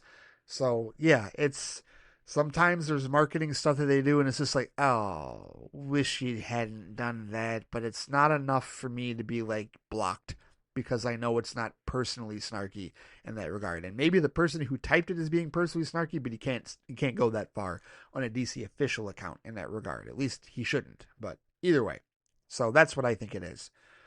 So then Wally says, a few quick updates below. He says, I plan to see Jurassic World Rebirth in the next few days, so by the time you've read this, I will have seen the movie. Hopefully. I think he has. Yes, a couple of days ago, he posted on Threads, and he said, I've been to see Jurassic World Rebirth, and in all honesty, apart from a few Easter eggs and callbacks to the original, it didn't leave a lasting impact. It should have ended with Dominion. Okay, so those are Wally's honest thoughts from Threads with respect to that. And again, just reiterating what I was talking about with John R. when he brought up Variety and Daily Beast, all the people worried about critics' reviews, right? I've just told you, people whose opinions I actually give a shit about, right? People whose opinions I would actually read, whether it's Wally, or Dave the Film Junkie, and my buddy Ken, they're telling me it ain't that great. That Jurassic World Rebirth isn't that great, and yet the movie has made $318.3 million in its first couple of days of open, right? And yes, it's had the advantage of 4th of July weekend, right, to also boost it, which is a big reason why it released on July 2nd. Yes, and I totally get it. Universal should do that. Marvel has done it before. Plenty of studios have done that before, right? But I'm just saying, this is why you shouldn't be so beholden to critic reviews. Is like, if you're so worried about a franchise getting off to a good start in that regard, because we place so much extra importance over it, and believe that has a major thing to do with it. Now, Jurassic World Rebirth right now on the Hell site is 52% rotten, 72% fresh with the audience, right? So it's certainly not getting review bombed, but it's certainly not, like, it's not a fresh film, and yet, it's still making money. Like, that happens with these films. So just don't take it so seriously. And also the flip side of that, because I did say this to somebody on Reddit, if it is like certified fresh on Rotten Tomatoes, don't take that too seriously either, because that still is not a guarantee that it'll make $1 billion. Just look at the Marvel movies lately that have been certified fresh, and still people aren't necessarily going to see it. So, crapshoot. Like, I cannot stress this enough. Box office is a crapshoot. We will see if the marketing and all of the hype really builds for it. I hope it does. Of course, I'm rooting for it. A number of us hope it does. And I really don't feel like anybody listening to this show is rooting for the failure of this film. I really hope not. If so, I don't know why you're listening to this show. But either way, moving forward. Wally, who says, I saw the trailer for The Running Man, and boy, if that trailer is anything to go by, it's definitely going to be better than the Schwarzenegger one.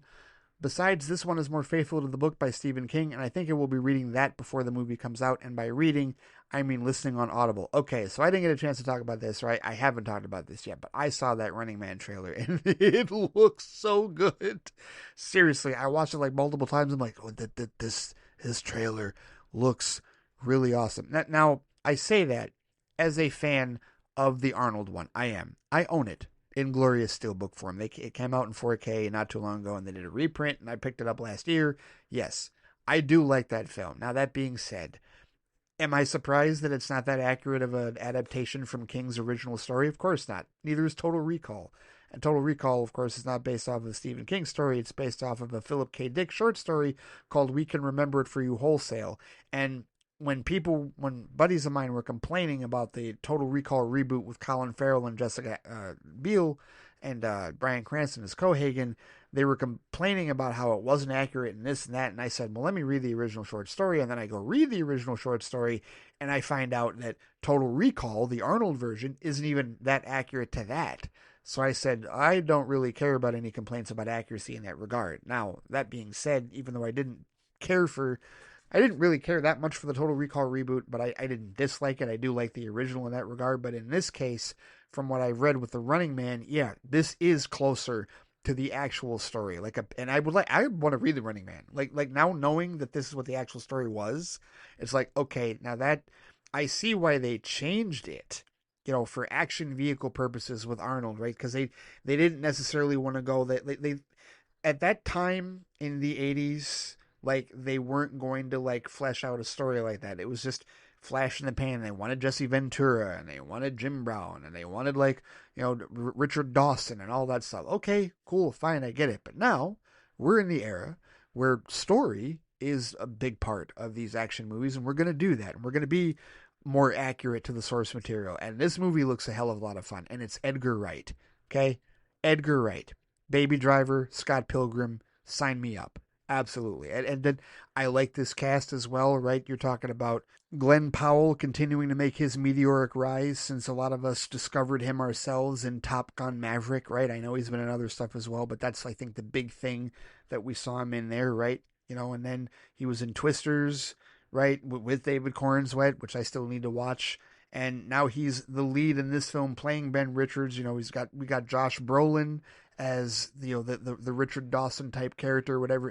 Is his name still Killian? I don't know. I'd have to read the story. I do want to read the story, and it looks like Jamie Lawson is there as well, right? And she's starting to make a bit of a rise. It's an intriguing, mayor of Gotham City in the Batman to Perline in Sinners, and now she's going to be in The Running Man. All right, good deal. So yes, sign me up for that. Running Man looks awesome. Had not got a chance to talk about that. Yeah, that looks like a lot of fun. Really good trailer. Wally, who says The Old Guard 2 starring Charlize Theron is out on Netflix on July 2nd. That was a couple of days ago. So again, by the time you've read this, we will have seen that movie. We're working our way through the final season of Squid Game and have 2 episodes left. Let's see if he posted on The Old Guard, because I've seen the first one, directed by Gina Prince Bythewood, and she did not direct this one. But I am curious about it because I did kind of like the first one. Oh, if he posted about it, I didn't see it. But either way, yeah, that is on Netflix. I am curious about it. I haven't really heard any thoughts, yay or nay, with respect to it. He says, sports-wise, Wimbledon tennis has begun this week. The British F1 Grand Prix takes place this weekend. And speaking of F1, I went to see F1 the movie starring Brad Pitt, Damson Idris, Kerry Condon, and Javier Bardem. Great movie. And even better that it featured the real F1 drivers and teams, he says. The movie is produced by Lewis Hamilton and Toto Wolff, the latter being the CEO and team principal for the Mercedes F1 team.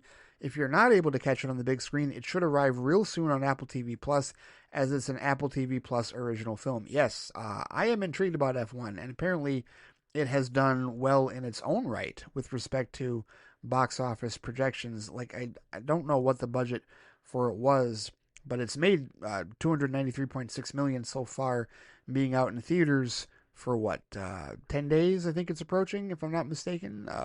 Or actually, yeah, it might even be past that at this point. So it appears to be doing well for what it is, and I've seen people enjoy that as well. I've had some coworkers say they thought it was good. So Yeah, I actually am intrigued about that. I don't know if I'll get a chance to see it in theaters, but certainly Apple TV Plus. I will add that to the list of Apple TV Plus content that I need to watch. And then Wally says, finally, Ironheart. What a show.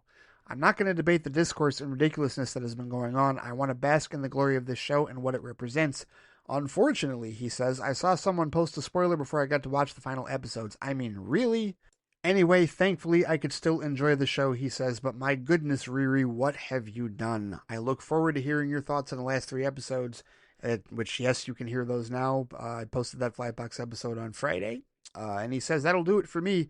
The next time you hear from me, I will be waxing lyrical about Superman, and I look forward to your review as well. Enjoy the movie, both you and Shonda, and remember to look up. Take care. Thank you, Wally Mustafa. Thank you for the kind words, good sir. And yes, our next Flight Chat episode, spoilers free, spoilers hot with respect to Superman. We're having a full-blown discussion, people, because the majority of us are going to have seen it. So I will caution you, if you get to Sunday, if you get to the next episode of Flight Chat and you have not seen Superman yet, I will caution you to hold off, because that show is more than likely going to be loaded with Superman discussion. I'll be talking about it. Wally will be talking about it. This will be outside of my review. Many of us will be chiming in on that film. It will be a Superman heavy Flight Chat. There is no question about that. So yeah, prepare for that particular discussion. He says he will be waxing lyrical. I'm sure that I will have many positive things to say. It should be a very intriguing time for those of us that wish to have rational discussion about Superman going forward. But thank you as always, Wally. Looking forward to that feedback in just a matter of days, good sir.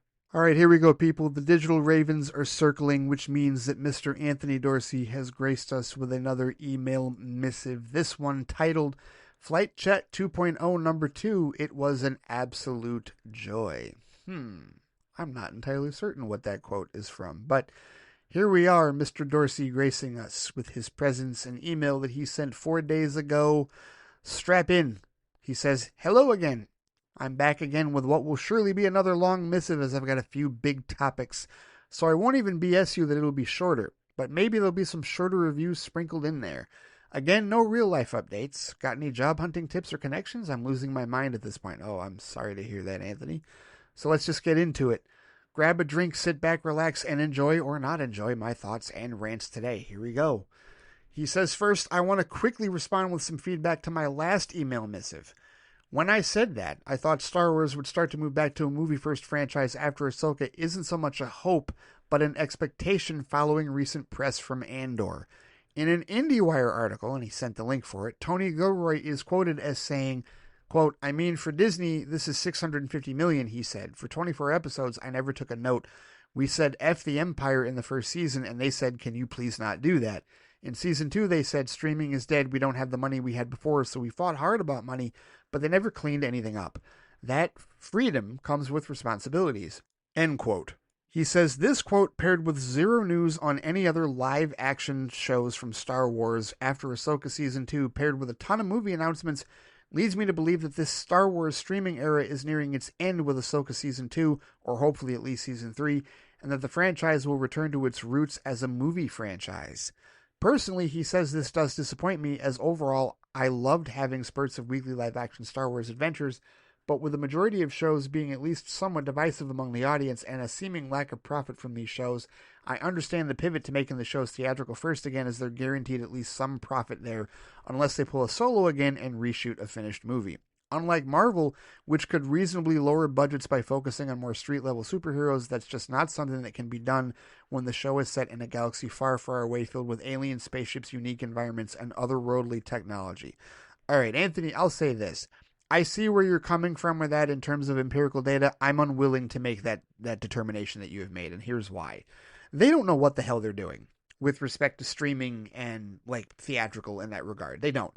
And if they did, then they would have made a definitive decision either way. But they've been waffling the last number of years. And quite frankly, what happened is the pandemic plus the Netflix revolution pushed them into making quicker decisions with content, right? The Chapek era. The Chapek era was, get as much content on the app as quickly as possible, right? And Marvel, took a hit for that, and so did Lucasfilm in certain respects in that regard. But it wasn't just them that did that, right? Everybody, all the studios made their own decisions that were streaming plus because the pandemic scared the shit out of them in terms of what was going to happen.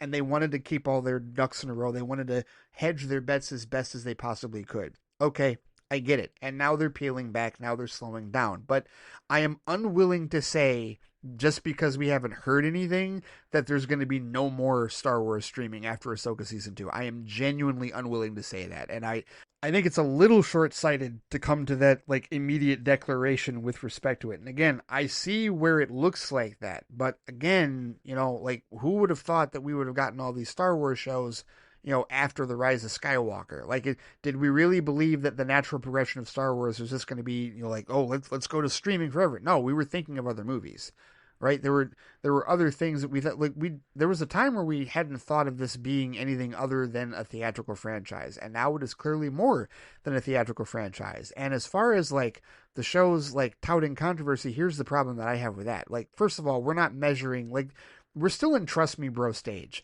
with respect to all these streaming services and their numbers and the revenue that they're actually gaining.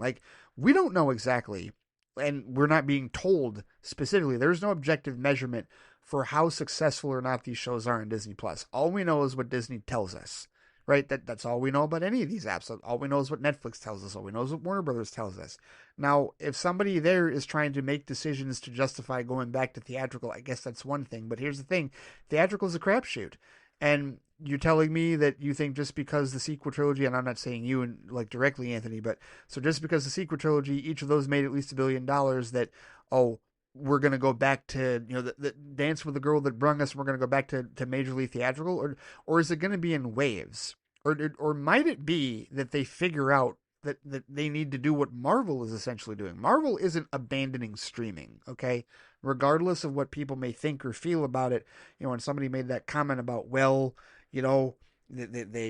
they're not doing much after Ironheart and they're abandoning this plan, and there hasn't been very many Marvel shows that have had a second season. Okay, but Disney Plus is still there, right? And are you going to abandon the app? I don't think you're going to abandon the app. So what are we doing here? Are we talking about a streaming app that's only going to be theatrical content going forward? I don't think that makes much sense. You may as well ditch Disney Plus if you're just going to stop making Lucasfilm shows or Marvel Studios shows. No, you're going to continue to make content. Now, will it be as much as you made in the past? No, and it probably shouldn't be. But I mean, look at DC. Is DC Studios going to eliminate content for HBO Max? No, of course they're not, right? Part of Gunn's plan is to integrate the both of them. And Hollywood is a copycat business. So guess what happens, Anthony? What happens is, let's say Gunn's plan works, right? Let's say Superman works. Let's say Supergirl, Woman of Tomorrow works. But let's also say that Lanterns works. And let's also say that DCU Peacemaker Season 2 works. Well, guess what? If Gunn's balanced plan of integrating and building a DC universe between television and film with a balance between the theatrical and the app works, Disney will do the exact same thing. And I suspect Marvel Studios already wants to do that. I don't know what all of their future plans are, obviously, because I haven't read the inside baseball on that. But I just do not see or envision any type of reality where Lucasfilm abandons television on Disney Plus. I don't see that being the case. Will they make as many shows? Probably not. Will they stop making those shows altogether? I really don't think so. I think Tony Gilroy's quote really has to do with, Andor was already slotted as 2 seasons, right? We knew it was going to be a limited series, 2 seasons, right? So, yeah, I get what he's saying in terms of the responsibility and the money, but they were locked into that. They couldn't rearrange what they were going to do necessarily. They tried, right? But that's where the fighting had to occur. But I just don't see a logical reality where Star Wars goes strictly back to movies and that's it. I especially considering the crapshoot that that's going to be. We have no guarantees that is going to work as well, right? Because think about this, right? And consider this. I'm sure somebody else has brought this up. The movie projects that they're talking about, what have they greenlit? Well, we know Mandalorian and Grogu, right? We know that's happening. Starfighter, the movie with Ryan Gosling, and then the Untitled Rey movie, right? Those are the only ones that I'm aware of. If there are others that I'm missing here, I can go to the wiki and look at like other future films, and I mean, there's other stuff that they were talking about, and a lot of TBA here, right? But let's say that it's just those three movies, right? Well, we're talking at least two of those movies that don't involve like the Skywalker. It's not part of the Skywalker saga, right? Like all we know for certain is that Skywalker Saga films and Rogue One make money. And Rogue One, even though it's not technically Skywalker Saga, like butted up right up against Episode 4 in that regard, right? So if they're going to go back to being a primarily theatrical release franchise, they're banking a lot on the audience for The Mandalorian buying movie tickets. Is that really what's going to happen? I don't know. We're going to find out. But I mean, that's a lot to bank on when you've already got their money every month on Disney Plus, and you can just continue to put out content that way, right? And honestly, the controversies, if they were smart about it, Anthony, and I don't know that they are, but if they were smart about it, they would use these controversies to their advantage. You've gotten eyeballs on the Acolyte. You've gotten eyeballs on Obi-Wan Kenobi. You've gotten eyeballs from a couple of different places with your more controversial shows, if you will, right? Even Andor could be considered by many to be a controversial show. So what? 5 seasons of The Boys, Amazon hasn't given a shit about the controversy, and their boss is like in the pocket of the White House right now. So, and yet he's allowing that show to continue on Amazon Prime. Why? Because it's a moneymaker, right? So Bob Iger, quite honestly, should do exactly the same. And I just do not see a case where like they abandon streaming. Maybe they do less. That's as much as I'm willing to say is that they'll do less. They're not going to do quite maybe the highest volume, right? But I don't think they're going to go exclusively movie first, and I don't think they should, especially if, again, like I said, Hollywood is a copycat business. If Gunn's DCU plan works between theatrical releases and HBO Max, watch Disney copy that. Watch Lucasfilm copy that. I guarantee it. So we'll see. But everything's in flux at this point in time. But no, I don't think that they're going to. I don't think movies first is quite going to be the priority just yet in that regard, because Disney Plus is still there. And it's not going anywhere anytime soon. So it's sticking around in that regard. It's not going to dissolve. So I will say that. All right, next up, Squadcast Closure. He says, I was very saddened when I saw Scott's video about the shuttering of Squadcast Media. As a day one DCEU fan, that podcast was a beacon in the dark amidst a constant tide of hate that's barely let up to this day. They always stayed non-toxic and were always a joy to listen to, even when there wasn't good news or there wasn't agreement in a review. Other than some Patreon stuff, I pretty much listened to every episode of the Suicide/DC Squadcast, Fans Without Borders, DC TV, and DC Comics Squadcast, even the short-lived Marvel Squadcast with Brent and Brock. I just want to thank you, Ray, as well as Scott, Tim, Jordan, Chris, and Brent for so many hours of great listening as a DC fan throughout the highs and lows of the DCEU, DC Rebirth, and DC TV. I hope someday that I can meet some of you at a convention or fan event to talk in person, as I did Chris Balga last year at HeroesCon, but until then, just go out and keep reading some DC. Thank you. Thank you for the kind words, indeed, Anthony. We've gotten a lot of kind words and accolades over the last couple of weeks from our audience and from people that listen in. And you became one of our regular listeners and contributors on Fans Without Borders and DC TV especially, for sure. Back in the old days when we were all on Twitter, I remember that. Those were some good conversations, some good content indeed, and some good stuff for us to watch. We were all over the place. It was a fun time, and we enjoyed talking about it just as much as you enjoyed listening it. So thank you. Appreciate that. All right, now for my movie and TV reviews, he says. He begins with a long paragraph on Mission Impossible Final Reckoning. Spoilers for anybody that hasn't seen that movie yet. He says, probably my most anticipated movie of the year for a time, and it did not disappoint. Around the release, I did do a full rewatch of the Mission Impossible movie franchise, and it was worth it, as I felt that Final Reckoning was truly the endgame of the series, tying in threads from throughout the films with multiple references to the original film, such as the reveal that Briggs is the son of Jim Phelps. I did find this reveal a bit random, but I appreciated its inclusion. Yeah, it was a little random, I agree. As well as the large role that William Dunlow played following his comical appearance in the original, giving him a surprise redemption and a happy ending. Yes, I really liked that. I really, really liked the William Dunlow involvement in this film. He says, while I was disappointed with Dead Reckoning for multiple reasons, I felt Final Reckoning greatly carried the torch from the former Part 1 to bring the story of the entity to an epic conclusion, starting with a sad death, R.I.P. Luther, that felt very earned, especially after rewatching Dead Reckoning and seeing some subtle setup for this. Way more epic stunts, including the plane scene at the end or the extended submarine sequence, all combined with a more dramatic tone than usual that felt very appropriate for a franchise finale. In the end, I do think there's a world where both Dead Reckoning and Final Reckoning could have been combined into one film, and that would have fixed some issues with the pacing, among other things, like having Ilsa Faust in the full finale even if she still died.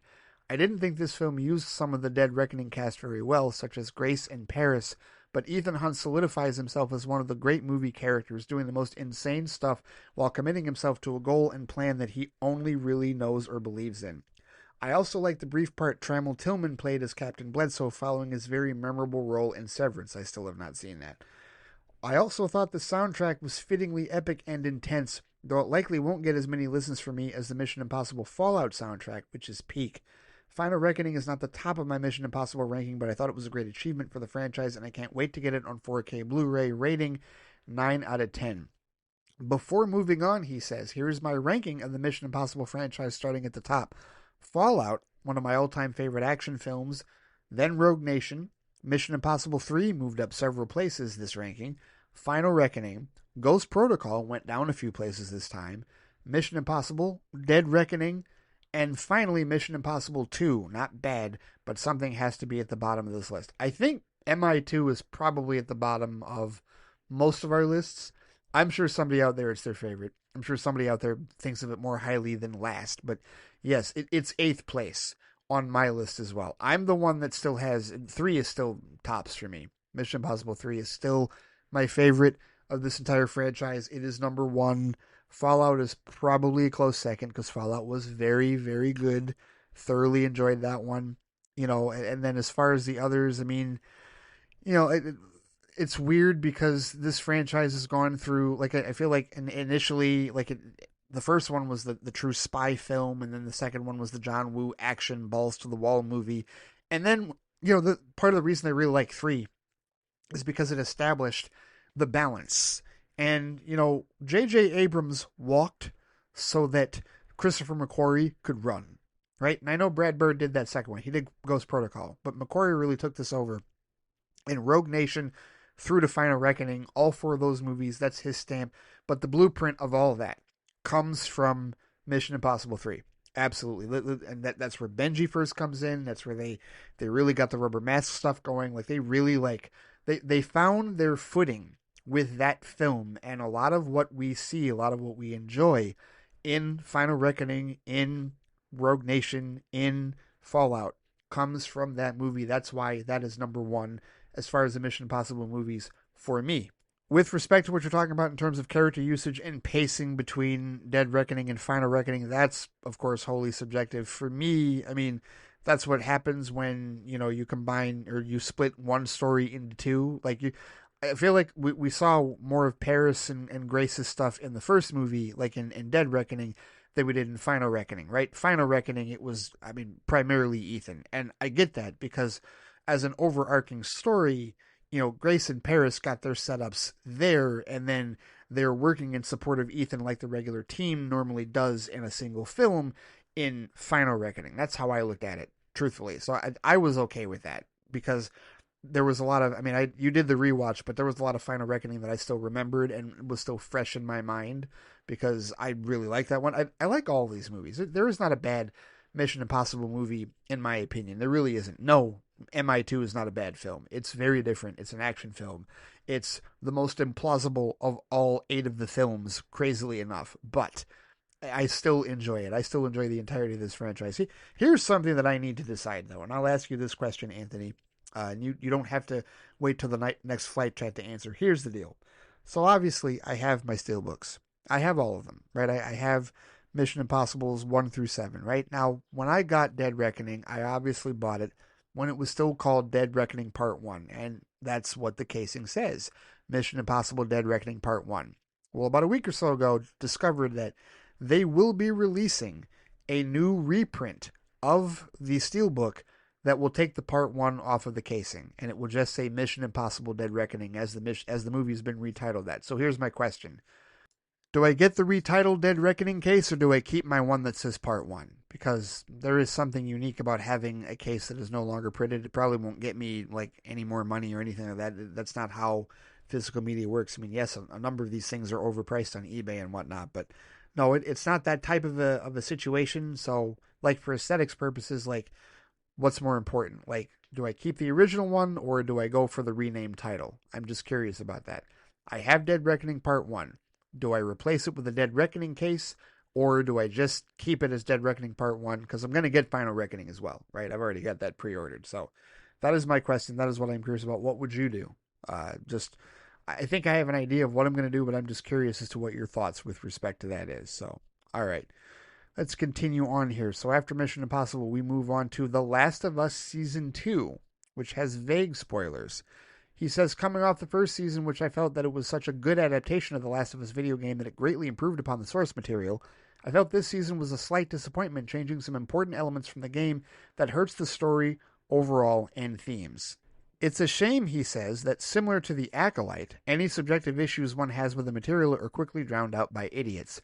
Unlike the racist complaints for The Acolyte, here, much of the idiocy stems from the single issue that these incels don't find Bella Ramsey attractive. Sorry, incels, you can't jack off as well to the 19-year-old lesbian like you did to the digital character in a story filled with death and themes about revenge, trauma, and violence. To quote my late grandpa, bastards. All of them. Yep. Disgusting. Indeed. Back to the show, he says. I personally didn't find any use with Bella's or anyone else's acting, but instead, with some of the creative choices made to tone down much of Ellie's, Bella Ramsey's, violence that was seen in the game, turning it from a John Wick-esque revenge story to a light road trip with occasional spurts of love and then suddenly violence. Both versions of the story have appropriate consequences, but they just hit so differently that it feels like they fundamentally altered her character in order to not have the audience turn against her, only for a lot of people to turn on her for much dumber reasons. Due to the nature of the story and the change in protagonist, I have faith that Season 3 will stay truer to the game, but Season 4 and however they're changing the ending to fit a whole season is a mystery. All that said, I found Season 2 quite compelling when they made up totally new scenes, such as the one with a cameo from Joe Pantoliano and the whole flashback episode in general. The production design was incredible, and many of the emotional moments were very hard-hitting, and some tears were certainly shed. Just like The Last of Us Part 2, the game, The Last of Us Season 2 is just as divisive but for different reasons, separating fans into new factions than before. 7 out of 10 rating. I have no thoughts on this. I have not played the game or watched the show. So, all right, Anthony, strong thoughts with respect to The Last of Us Season 2. Now let's get into The Rehearsal Season 2. What is this? Once again, HBO has given comedian Nathan Fielder a blank check, leading to another insane season, this time centering on the prevention of airline crashes in a way only he could come up with. The season is at all once cringeworthy, intriguing, hilarious, and awkward, but at the same time very genuine with a well-intentioned purpose, rating 9 out of 10. I don't know what this is. Have we talked about this before? If we have, I don't remember. What is The Rehearsal? A docuseries. Let's see. Who is this? So this guy looks vaguely familiar. An American docu-comedy television series created, written, directed, and starring Nathan Fielder. It premiered on HBO on July 5th, 2022 to critical acclaim, renewed for a second season in August 2022, which premiered on April 20th, 2025. He's a fictionalized version of himself, helping ordinary people rehearse upcoming difficult conversations or life events through the use of sets and actors hired to recreate real situations. The situations can be trivial, like confessing to a lie about educational history, or more complex, like raising a child. Fielder commissions extravagant sets with every detail recreated and hires actors to inhabit these sets and practice different dialogue trees with his clients dozens of times to prepare them for every variable. Information used to train the actors and build the sets is often collected without the subject's knowledge. This aspect is often played with a comedic effect. I've never heard of this show. I have never heard of this show whatsoever. But it's an HBO series. So, okay. Apparently it is critically acclaimed. All right. Fair enough. Learned something new today. I really don't think we've talked about this before. But either way, here's something that we have talked about before, and no surprise, he's got 2 paragraphs on this, and he's probably going to tell me one more time that I need to get caught up. But Doctor Who, Season 2, slight spoilers, because he knows I'm not caught up. He says, now we come to what turned out to be the sudden end to Enshudigatwa's time as the Doctor. Over far too soon, in my opinion. He says he was an incredible Doctor who deserved more than 2 shortened seasons and a couple of specials. It seems to be due mainly to Disney taking too long to decide on renewing the deal with the BBC to make the show, which led to some reshoots to make the finale a regeneration episode. Watching the episode, I couldn't tell it involved a last-minute change like that, as it was put together well enough that it seemed like it was always the plan. It seems that considering Enshudi is a young actor on the rise, Anthony says, he was likely getting more offers and couldn't afford to wait out Disney dragging their feet, similar to why Rebecca Ferguson left the Mission Impossible franchise. I won't go into who he regenerated into since last you told me you hadn't been spoiled on it. That is true. I still haven't been spoiled on it. And if you avoided the week everyone was talking about it, you're probably safe for now unless someone else sends a more spoiler-heavy email in. Regardless, I'll just say I was intrigued by the reveal and leave it at that. I will also be honest, Anthony, I don't know that anybody else, in fact, no, definitively I can tell you that nobody else on the show sends in emails or speaks as, like, detail-oriented about Doctor Who as you do. So I think I am safe for now. I'm going to knock on wood that you probably couldn't hear because I got, like, I got this new setting on the mic where you can't, like, hear background noise nearly as much as before, and I really like that. But yeah, here's hoping that I can stay in the bubble on that until I can finally get caught up, and I need to find out when the hell I'm going to do that. I have so much Doctor Who to get caught up on. But at any rate, Anthony says, as for the season itself, I really enjoyed it. Verada Sethu as the new companion, Miss Belinda Chandra, was an excellent new addition to the cast, though while she had some great scenes, I was a bit disappointed by how her arc ended, and felt she never really had the starring role she deserved this season, especially with the return of a previous companion taking up much of that screen time throughout a few episodes in this already too short season. She might very well go down in the fandom as Martha Jones 2.0, but Martha had way more to do in her finale episodes. That is true. I will agree with that as someone that has... Martha Jones is still my favorite companion to this day. And, you know, between what she did in the finale and also what she did in the Family of Blood two-parter, like that two-part episode, like what she had to do, she had a whole lot of agency with respect to her time as a companion. Completely agree with that. He says, I was also a bit disappointed in the way the finale went down, but I won't go into it here since you're way behind. Throughout this era, he says there was a tendency to have a lot of mystery box plots, with some getting good resolution, some getting bad resolution, and some having no resolution, given that there was clearly a plan for more of this era at some point. Russell T. Davies had some references to modern Who, including some great tie-ins to the 13th Doctor and some to the 10th, but I focused more on either brand new enemies and callbacks to the original show, with only some of those being things I recognize from my few episodes of Classic Who that I've watched. Given that, he says I enjoyed the callbacks, but I can imagine fans of Classic Who would likely be mostly disappointed in how those things were used in the end, as they mostly fall into that category of bad resolution. All that said, looking at every episode individually, he says I don't think Enshudigatwa had a single bad episode, and I'd gladly rewatch any episode with no skips, unlike in some past eras. I'll surely be adding both of his Christmas specials to the rotation of episodes I watched during the holidays. This season, I'd say my top 3 episodes in no order, are Lux, The Well, and The Story in the Engine. Long live the 15th Doctor. I wish him the best in his career going forward, and I hope he rejoins the group of past Doctors like David Tennant, Redacted, and Redacted, who occasionally return to the show, rating 8.5 out of 10. Redacted and Redacted. Okay, brain, stop thinking. Stop trying to figure out who Redacted is. Nope. Move forward. Here we go. Thank you for the thoughts. I don't know when I'm going to get caught up on Doctor Who. I got to figure it out. Anyway, just like I have to figure out with anything. All right.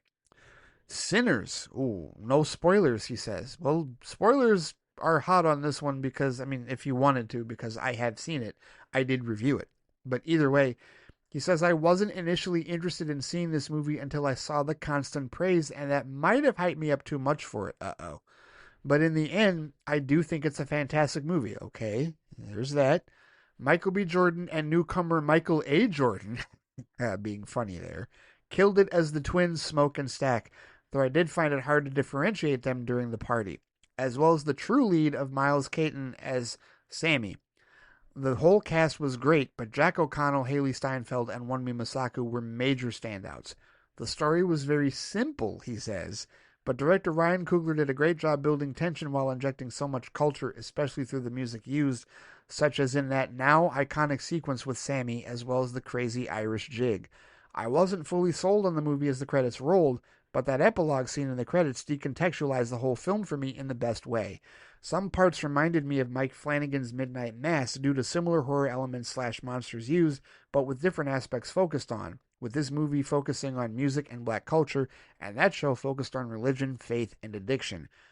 While I get that I wouldn't get as much out of Sinners as others would as a movie, I thought it was fantastic, if a bit overhyped. Rating 8 out of 10. Well, obviously, we disagree heavily about it being overhyped in that regard, but it is one of those things where, like, and this isn't a bad thing, it's not necessarily a good or bad thing. It's just a thing where I do have to recognize that the cultural appreciation and attachment to, like, certain culture, to black culture in Sinners, is absolutely going to make the hype not over for me, right? Like, this is not, I wasn't whelmed by this whatsoever. I was overwhelmed by what this movie did, and that's because it hits me and my family and my significant other and everybody else that I know that is black very differently than it would hit you, Anthony. So I have to, like it's one of those things where, like, my eye twitches when you use the word overhyped,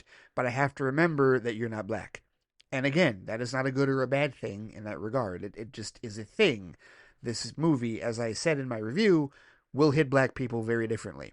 And I don't know a single black person that has seen the movie and considers it overhyped. I'm sure someone does. I'm sure someone's out there, but they're a minority and a minority in that regard with respect to Sinners. So I have to remember that the cultural significance doesn't, like, impact everybody quite the same way. I mean, I still think that there's a great deal of technical stuff and a great deal of stuff with the storytelling and the acting and the performances that can absolutely be endearing to anybody that isn't black in that regard. And more than an 8.5 out of 10. I mean, it's all subjective. That's how you feel about it. Cool, no worries. I'm just saying, like, it's one of those cases where I have to remember, all right, not everybody is going to love this movie nearly as much as you do for reasons that they just will never be able to understand. And again, it's not a good or a bad thing. It's just a thing that happens. It's just a thing that is a part of the experience. And we should not be afraid to discuss that. We should not be afraid to talk about that in that regard. So,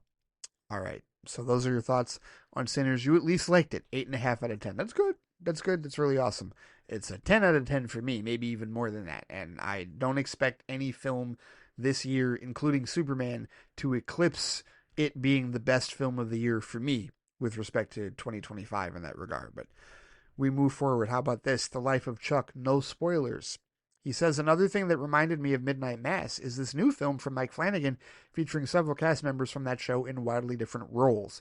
I would say that this is a film of two halves, as the first half was not at all what I expected from Life of Chuck, making it seem more like an apocalyptic horror film, but the second half completely recontextualized the first half with a very touching and life-affirming story about a man named Chuck and the world that makes up who he is, rating 9 out of 10. That's the second time that you've used recontextualized or decontextualized. Interesting. That is a very intriguing choice of vocabulary for you to use, good sir.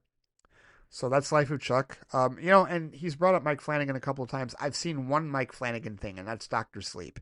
And that is enough for me to be intrigued about watching other Mike Flanagan things, including Midnight Mass and some of the other projects that big Mike Flanagan fans have recommended to me as well. And of course, I'm curious about the script he's going to write for Clayface. For certain, that's going to happen. I'm going to watch that for sure. But yeah, have to remember to put that on the list as far as Mike Flanagan work. All right, Adult Season 1. Do I remember hearing about this show? No spoilers. He says, a show that desperately needs more episodes soon. Adults on FX Hulu is basically Friends for Gen Z with modern problems and characters making a very relatable and hilarious comedy. The main cast is great, and they all have such good chemistry with each other. There's some notable guest stars, with the biggest being Charlie Cox, and without spoiling anything, it was a joy seeing Daredevil doing what he did in this show. Rating 8 out of 10. Okay, so adults. Let's see. Have I seen anything about that? Let's look at this guy. Yeah, no. I mean, it's Hulu FX, so I know nothing about this show. But all right, take your word for it. Keep it on the back burner. Here we go. Here's something I've seen. Ballerina. No spoilers. A long-awaited John Wick spin-off did not for 1 second disappoint, he says. Apparently this had a lot of reshoots, and in hindsight, a couple of scenes may be noticeable, but upon first watch, I was just swept up in the action. Ana de Armas kills it in this movie, making her use of smaller size and less experience than John Wick to deliver some very creative action set pieces. The world of John Wick has become very interesting, if too complex, but it's not worth thinking too deeply about when it's this fun to watch. Rating 8 out of 10. Yeah, Ballerina, I thought Ballerina was awesome, seriously, and I think it fits the John Wick universe extremely well. And no joke, that is some of the most fun I've seen people getting blown up like in a long time. Seriously, that was just fun. The grenade scene alone was just absolutely phenomenal. Love that. Really love that. All right, Reacher seasons 1 through 3 light spoilers. Don't know when I'll get to this show, but I've heard a lot about this.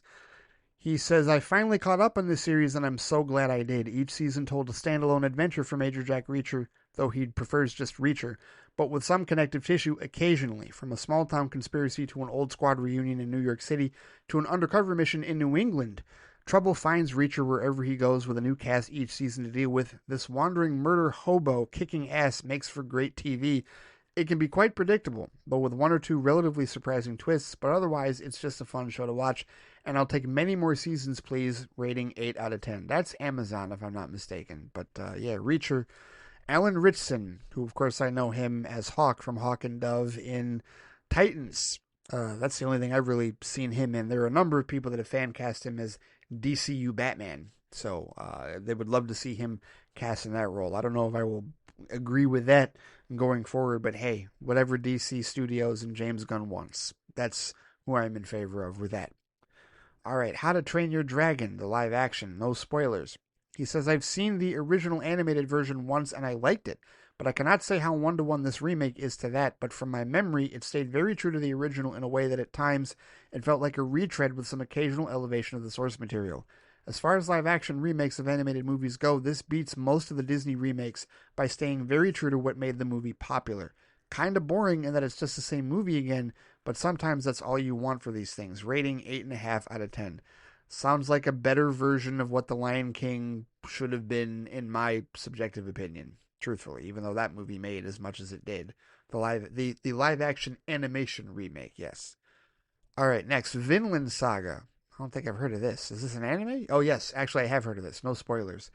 He says, after being recommended this anime by one of my best friends, I finally watched it and thought it was excellent. The show follows a Viking named Thorfinn on a journey of revenge that later turns into a more inward journey into becoming a true warrior like his father. Season 1 was more action-packed while dealing heavily with themes of war, violence, legacy, and redemption.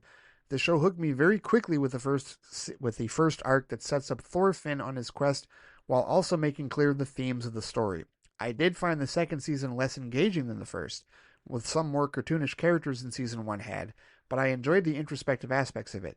When I finished Vinland Saga, I was very annoyed with my friend who recommended this show for not telling me it's unfinished, and the second season was in 2022 with no news on the third season.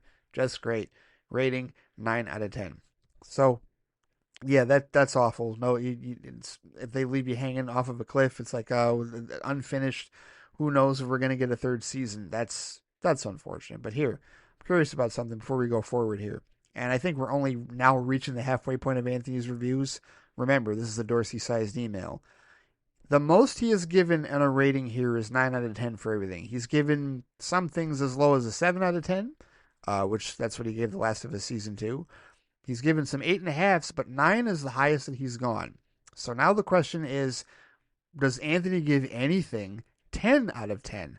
I don't know. Let's find out if anything left that he's talking about here does get a 10 out of 10. I kind of doubt it, but we'll see how it goes.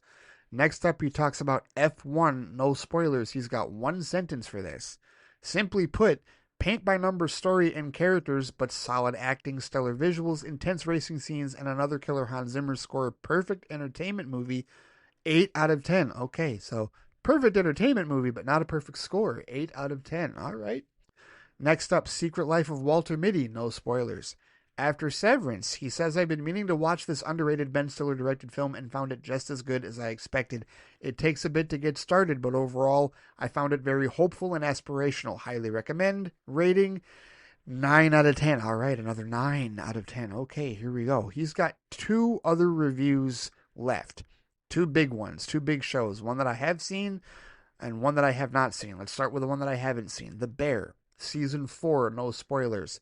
He says, after I felt Season 3 failed to move any plot forward and leaned too much into being awards bait, Season 4 finally resolves or pushes forward all the character arcs and storylines very well, while still often becoming awards bait. The Bear continues to be the most stressful show on TV, but still has just enough humor to be technically considered a comedy series. The main cast put forward a masterclass of acting this season, but once again, a big standout is guest star Jamie Lee Curtis in what might be the best role of her career. Okay, that's writing a big check. Jamie Lee Curtis has been in the business for a long time, but intriguing. All right. He says, I don't think the show is as good overall anymore as the first two seasons, and I think that was due to some early award wins and notoriety giving them access to an insane roster of guest stars that grows each season. Much of this show could be remade into a stage show, as it's just a couple of people talking or yelling in only a couple of locations. It's currently unknown if there will be a season 5, but if this is the end of the show, I find this ending very satisfying. Rating 9 out of 10, but he has an edit at the end that said the Bear has just been renewed for a season 5, so he immediately corrects himself there. It will be getting a 5th season, but again, another 9 out of 10, so not as strong as it was, but he still liked it. 9 out of 10. All right, now on to his last review, and this one's 2 paragraphs. Ironheart. Spoilers, because like I said, spoilers hot on this one. Hopefully he heard my FLITE box on this. After long delays, Anthony says, Marvel has finally dumped all of Ironheart on Disney Plus over 2 weeks with little fanfare or promotion. It's a shame, too, he says, because it's actually one of their stronger efforts. Riri Williams is a complex character who, like Tony Stark, doesn't often make the right choices, leading to more problems as the show progresses, including making young Han Solo turn to the dark side. Yes, of course, he would know that. I can see some people hailing this as one of their favorite Marvel shows, as the creators injected it with so much culture and charm, along with a very diverse cast in terms of both ethnicities and personalities. I didn't feel very attached to the Hood's crew, but I did appreciate that despite being a quirky supporting cast, there were bad people who didn't have any sudden heel turns at the end. Instead, they just get booted by Parker Robbins because he's gone power mad. I also really like the magic angle in the later episodes, including Zelma and the ultimate reveal of Mephisto finally entering the MCU after years of theories. While I overall still prefer Ms. Marvel to this show since I'm a bigger fan of that character, this show excelled at making three-dimensional antagonists, which that show had issues with. I also quite like the AI Natalie story arc, and it reminded me more of AI's in Halo than any of Tony Stark's, as in Halo Cortana was based on the brain patterns of Dr. Halsey, the creator of the Spartan program, giving Cortana much greater range of emotion and personality than previous dumb AIs. Natalie is not at all like Jarvis or later Vision, he says, who still feel very robotic besides in WandaVision or the other Stark AIs, which feel more like a highly advanced Siri. Natalie also stands apart by having a holographic avatar that Riri can interact with. He says, I was disappointed with the way they chose to end the show. First, the AI Natalie is deleted, and later Riri makes a deal with Mephisto to bring back Natalie, but actually brings back the human Natalie who died. This obviously opens up a lot of story potential that unfortunately probably won't be picked up on. Ironheart wrapped filming in 2022 and was finally released, as mentioned, in a double binge drop with hardly any marketing. If Ironheart ever returns, he says, it will be in some sort of ensemble, and at that point, I doubt they'll deal with this cliffhanger as well as the season 2 would have. I was really enjoying the show as a standalone miniseries as if it were a 6-issue comic miniseries, but like some of those comics often do, they end with a tease for more. For me, though, this is more a Loki cliffhanger, which already had a season 2 planned from the start since it was announced in the season 1 finale, rather than finding something like Moon Knight, which was perfectly standalone with a small tease for more. Hardly anything was resolved in this series, and as it is, I felt like the ending hurt my overall enjoyment of the show, knowing how unlikely this ending or the credit scene of the Hood will ever get any follow-up. Well, that's unfortunate, Anthony. Sorry you feel that way about it. Other than that, the great acting, music, VFX, and production design elevate this show over some of the other recent MCU productions, which felt very uneven, rushed, or chopped to hell. In terms of the MCU shows, Ironheart is higher on my list than Echo, She-Hulk, and Secret Invasion. I'm not even going to go into the stupid backlash to this show, but reread my The Last of Us Season 2 thoughts or go back to my Acolyte rants to know how I feel about those idiots. Rating, 7 out of 10. That's too low. in my opinion, subjectively speaking, that's way too low. But that's how he feels. It's all subjective. He says you'll benefit from watching What If after this if Ironheart does have a role in the final season that shows that this show was likely meant to release first. So same with Sinners, Anthony. A lot of like your rating. I mean, it's going to differ from my rating because of cultural significance. And I talked about a lot of the cultural stuff that I really did appeal to me and really did hit home for me in Flightbox. You know, with respect to the dynamic with her mother and also what Lyric Ross, both what Lyric Ross and Angie White did in that show, and also the musical choices and a number of other cultural things that were brought up. They're definitely going to hit differently for me, even though I'm not from Chicago, I'm from Detroit, but still, there's a lot of black culture in that show that I really do appreciate and relate to. That is definitely gonna make like 7 out of 10, that's a borderline insulting score for me. For me, it is, but you know, it's all different. It's all subjective in that regard in terms of how like we perceive the shows. One thing I will say though is I really am trying not to let how a show ends or the fact that we're not going to get a continuation affect my overall enjoyment of a show. I really am, because I don't think that's fair to the show, because the showrunners and everybody involved, cast and crew, they don't know. Like they're at the whim of the studios, and they're at the mercy of these bean counters and these executives just as much as we are. In fact, more than we are, right? Because they're the ones putting their blood, sweat, and tears out there for this work for us to consume, right? So they're on even more pins and needles than we are with respect to, are we going to get another season or not? And so I am not going to, personally, just me, I am not going to judge their work based on the studio deciding they're not going to go forward. I said, where I thought, my thoughts in Flightbox, where I think this is going to go and what I think is going to happen, and they're not very dissimilar to your perspective. Perhaps I'm not as dour about it. I do think you might be a little, I don't know, just a little like harsh with respect to your thoughts on like, it not continuing forward, but I understand. And we're all in different places. Like I know people that are pissed off about Netflix shows that get canceled, that get pissed off about anything that gets canceled, whether they thought it was not enough episodes or too many episodes. It's all wholly subjective. I totally understand that. But yeah, I thought Ironheart was very good. Would I put it ahead of all the shows that you just listed? Yeah, I think I would. I most certainly would. And I was trying to figure that out in Flightbox where I was going to rank it in terms of some of the stronger, MCU shows. I would put it ahead of Echo, She-Hulk, Secret Invasion. I would certainly put it ahead of Falcon and Winter Soldier, even though I really liked Falcon and Winter Soldier. Moon Knight is one of my favorites. Would I put Ironheart ahead of Moon Knight? I'm thinking about it. I think so. I think that's kind of my triumvirate at this point. Is probably Moon Knight, Ironheart, and WandaVision, trying to figure out where all of those fit in that regard. I still need to see Loki season 2. Oh, and Hawkeye. I also really like Hawkeye, right? So that's kind of in there. But would I put this show ahead of Hawkeye? I think I would. Yeah, this show had a better finale. This show did have a better finale than Hawkeye. I will agree with that. And Ms. Marvel, Ms. Marvel was also phenomenal. In many ways, truthfully, I probably feel stronger about Ms. Marvel than I do about WandaVision, right? So maybe my top 3 maybe gets rearranged a little bit. Maybe my top 3 is more along the lines of Ironheart, Ms. Marvel, and Moon Knight. Maybe that's my top 3, right? Maybe that's where I sit with respect to my top 3 for MCU shows. And then I figure out what my order is, because I don't know that is my definitive order. I don't know that Ironheart is 1 or that Ms. Marvel is, 2 and Moon Knight is 3. I don't know. But those are definitely my top 3 in no particular order at this point, I would say, as far as MCU TV shows. So thank you for helping me figure that one out, because I was struggling with that the other day over on Flightbox. But I think that puts it into perspective. And no surprise that representation matters is important with all 3 of those shows. Yes, sir. When Marvel, I have to give Marvel Studios a great deal of credit. When they lean into, the supposed the stuff that people would call DEI, the DEI shows, they're the best shows. They're the best movies. Seriously, Black Panther, Shang-Chi and the Legend of the Ten Rings, even Thunderbolts, right? Like they're the best shows and they're the best movies. Period. That's how I personally feel about it, subjectively speaking. And if you're wondering why I would consider Thunderbolts DEI or some asshole calling it DEI, it's majority female-led, has a female antagonist, and doesn't have a balls-to-the-wall, like, cisgendered male ending. With a final battle with tons of explosions and CGI nonsense all over the place. Which, don't get me wrong, I enjoy that shit as much as the next cisgendered male, but still, right?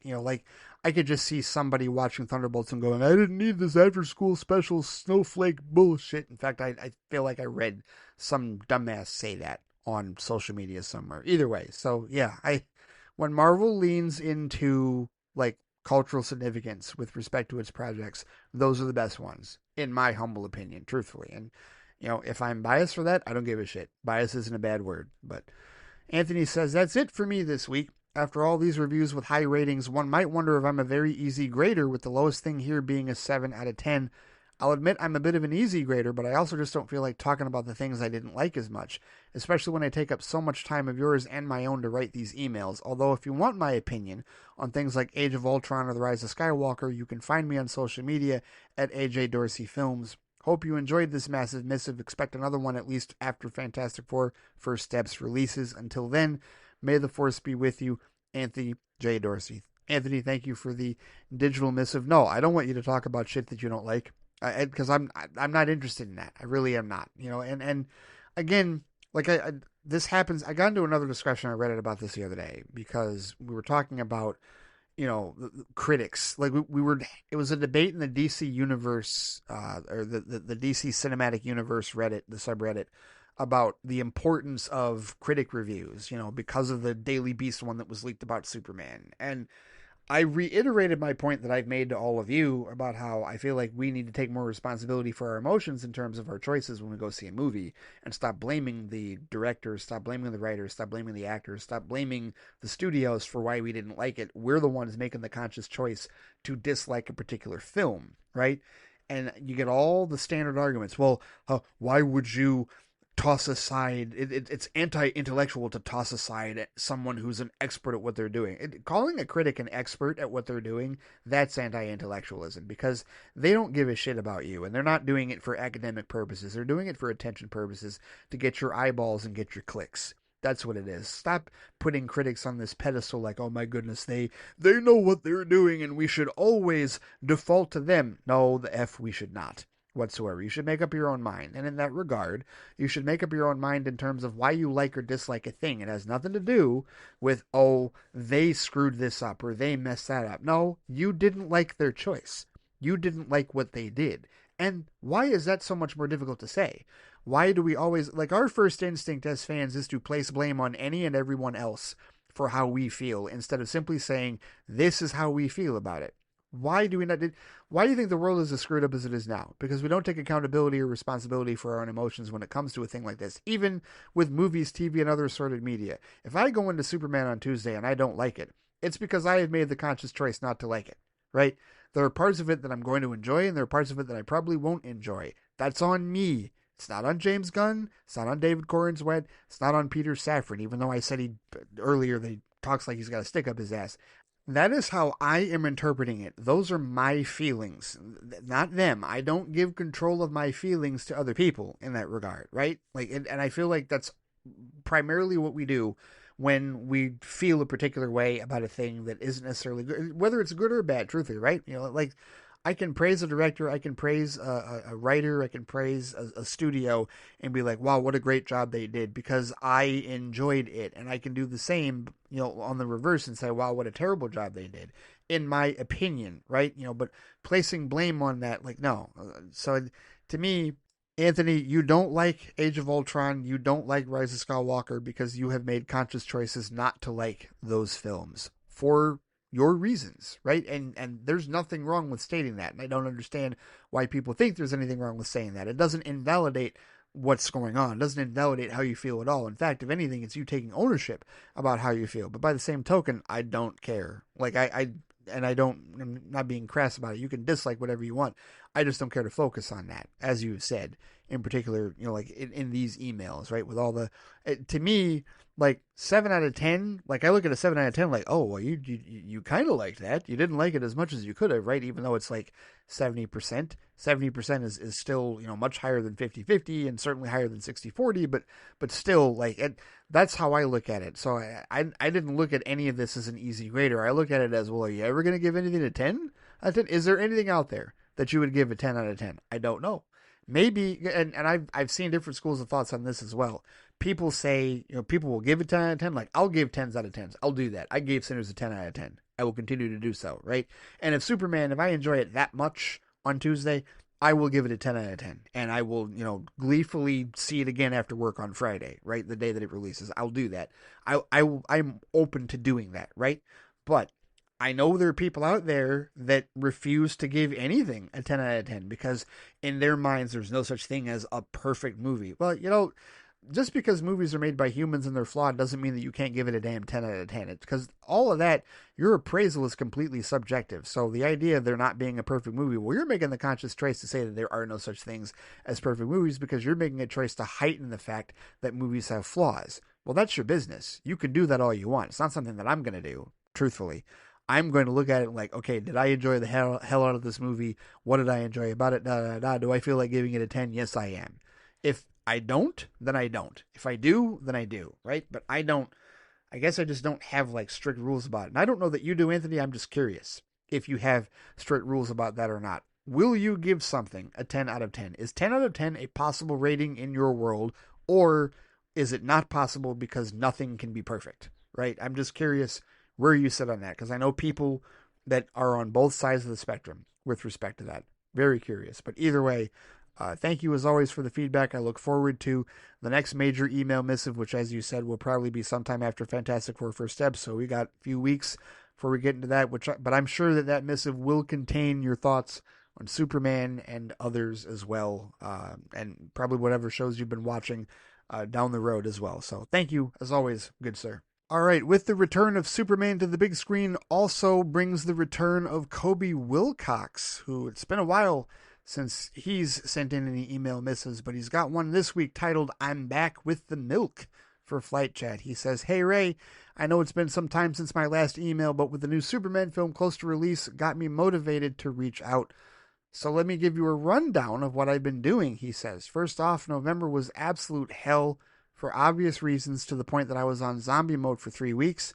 But fortunately, I started my healing process during Thanksgiving, where a couple of family members advised me to focus my time on things that I enjoy. So I figured a good way to start was by taking on my video game backlog, most notably the Xenoblade Chronicles games, including the DLC. As of now, I just need to beat the DLC for Xenoblade 3, and I want to say I'm a third of the way through Xenoblade X, but I've been trying to go spoiler-free for the most part." First of all, Kobe, I've never played those games, but I appreciate going through your video game backlog, and I also appreciate you needing to go through your healing and therapy after the way that November went. I completely and utterly understand that. You know I do, good sir. He says, as for films and TV, all right, we've got a bullet point list here. First, he says he saw Sonic Movie 3 back in December. Awesome film, hype for Sonic 4. I still have yet to watch any of those. Have I gotten over my whole thing with the VFX controversy yet? Getting closer. We'll see how that goes. He says, watched Creature Commandos aside for a certain event. I thought it was all right. I still haven't watched that. I'm going to go into Superman having not watched Creature Commandos. That was not my plan. It was not my plan at all, but that's definitely going to happen. But either way, Superman's going to be my official entry into the DCU. Okay. Common Side Effects as an Adult Swim animated series, he says, focused on a guy taking on Big Pharma when he discovers a miracle cure in the form of blue mushrooms, was a nice break from the usual adult comedies that attempt to emulate Family Guy and South Park. Oh, sorry, there was a sentence break in that. You said it was a nice break from the usual adult comedies that attempt to emulate Family Guy and South Park. Sorry, there was no punctuation there. I read that all at once. He says, I highly recommend it to any and all animation fans, especially it got greenlit for a second season. All right. Common Side Effects. Invincible Season 3 was pretty cool. Ready for Season 4. I've only seen Season 1. I gotta go back and get caught up on that. Amazon catch-up. Ugh. He says, I've watched Princess Mononoke for the first time on HBO Max. I'm glad I made time to see it. For the next Studio Ghibli film I watch, it'll probably be The Wind Rises. Studio Ghibli. Anybody that is a member of patreon.com/theflightcast might want to keep those two words in your head in the foreseeable future. Studio Ghibli. That's all I'm going to say about that. Final Destination Bloodlines. Okay. The sixth entry of the series, he said, was brutal, but entertaining, and watching the late Tony Todd in his final film appearance was cool when you look back where his character started back in the first entry in 2000. After this movie, you'll never look at Abraham Lincoln the same way again. Oh, You mean the same way that I never look at shower curtains and trucks that carry logs on the highway the same way ever again? Yeah, I've only seen the first two Final Destination films. Did not realize it was going to turn into a six-movie franchise, but I would like to go back and visit the other ones, right? My horror renaissance, if you will, like I would talk before, because I did review the Hellraiser Quartet of Torment over on Patreon, and just this idea that I actually do like horror movies, just like certain kinds and whatnot. Yeah, I am intrigued to like revisit Final Destination and see exactly how I feel about that franchise, especially with Bloodlines being recently released. So I'll keep that in mind. Thank you. And then he says, recently saw Disney Pixar's Elio when it premiered in June, and I liked it. I heard it had some rewrites. I heard it had some rewrites due to mandates from the higher ups, which explains why the film received massive delays. Which is a shame when Disney gave Elio the bare minimum of marketing in comparison to the live-action Lilo and Stitch. Regardless, it was a cool film, and I love it when animated sci-fi projects go crazy with the intergalactic environments. Yeah, Elio is now on my list of Pixar catch-up, which is now back to about 9 or 10, because I watched Soul, but then this movie came out, so that just moved the number right back to where it's supposed to be. At some point, I will get through all of them. Ugh, so much shit to watch. Anyway. Now on to the big topic, Kobe says. Superman 2025. Listening to your breakdown of James Gunn's interview reduced my concerns I had regarding the film, and while I'm more optimistic about it, let's say 10 to 15%, it doesn't change the other major problem when it comes to Superman 2025. I wasn't invested in the keeping up with the news for the movie given everything that happened during the previous tenure, and I'll admit, I'm always going to have resentment over that time, but I love DC too much to pass up on intriguing shows and movies such as the live-action Lantern series that finally escaped development hell, a Green Lantern animated series starring Jessica Cruz, the Supergirl movie based on Tom King's Woman of Tomorrow, and an adult animated series starring Mr. Miracle and Big Barda, which will also take inspiration from the Tom King series based on the title character. Okay, the only one of the Green Lantern animated series starring Jessica Cruz, I hadn't heard about that. Hang on. Okay, so this is official. My Adventures with Green Lantern. This is officially a show starring Jessica Cruz that they are going to make. Like I've found the wiki for it, and I've seen a couple of articles, but I've never heard Gunn mention this. Maybe he has, and I just have missed it. But either way, it sounds like it seems seemingly in the same vein as My Adventures with Superman, which that's really good. That Scott and I watched the 2 seasons of that for DC TV Squadcast not that long ago. That's a really good show. So yeah, they're doing the same thing with Jessica Cruz and the Green Lantern fame. Okay, I like Jessica Cruz. Jessica Cruz and Simon Baz. I read the first 30 issues of Green Lantern Rebirth and really liked that dynamic. I don't know that Simon is going to be in this show, but either way, yeah, that's cool. All right, fair enough. I just wasn't. I hadn't heard that. Wasn't necessarily aware of that, or maybe I did and I forgot about it. But either way. Kobe says, while I'm still willing to engage with DC content, I can't say the same for overall fandom. The woman that tried to instigate more unnecessary fandom drama by asking David Cornsworth the question regarding Jonathan Kent is another reason on the long list for why I try to avoid the DC fandom whenever possible. After Man of Steel audiences have been given CW Supergirl, Lego DC, Superman Man of Tomorrow, DC League of Super Pets, Superman and Lois, and My Adventures with Superman, all of which I've liked in varying degrees of enjoyment, but every single time the people who want to keep Superman trapped in the Silver Age keep acting like it's the first time they've received a more brightful and hopeful Superman in decades, and made unnecessary potshots at Man of Steel and the DCEU in general. Because of that, I no longer trust the DC fandom to have fair, welcoming, open discussion. If I want to give Superman 2025 or any future DC project a fair shot, I need to disconnect myself from the general DC fandom, which should be easy since this will be my 4th year using this tactic. But I'm not completely cut off. I was able to find a few people online who are in a similar mindset, including you, Ray, so thanks for providing a space for fans who want to escape the toxic crotch measuring contest. Yes, and to that end, Kobe, I don't know if you listened to my FLITE cast episode the other day where I ranted about this very thing, because I am in, like, indiscriminate blocking mode for anybody that has shit to say, like, with respect to the new Superman movie. I am not interested in dick measuring between this and Man of Steel. I'm not interested in either side, whether it is cultist, like Snyder cultist, or anti-Snyder cultist. I'm none of them. Any slander, any bullshit, any nonsensical, like, headlines and whatnot, unless it comes from, like, DC Official, like I mentioned earlier, because I want to still follow them for news and stuff, right? Any of that toxic nonsense, blockety block, block, block, block, block. Done with it. No quarter. Don't need to hear what any of those fools have to say. And I know the algorithm's going to throw it my way. I know I'm going to get baited. I know that the bait will be strong. I mean, like, so heavily on in that regard. And if disconnecting it is the best course of action for you, if disconnecting from it is the best course of action for you, I totally get it. I understand. I am going to continue to provide a safe space for, like, the rational fans, right? Because I know there are rational fans on both sides. And I know there are people out there that are sick of the debate. They're sick of the dick measuring. They're sick of this whole, like, it's got to be this or that. Why can't we just enjoy the characters? Yeah, well, we can enjoy the characters. And that's exactly what I intend to do with respect to this film. So, yeah, thank you for that. I will continue as best I can to provide that safe space. No doubt about it. Lastly, Kobe says, now I want to end things on a high note, but given my long absence, I have two to share. First, I was recently able to get a Nintendo Switch 2 bundled with Mario Kart, and I'm enthusiastic for titles like Pokemon Legends ZA and No Sleep for Kaname Date. Okay, No Sleep for Kaname Date. I've never heard of that.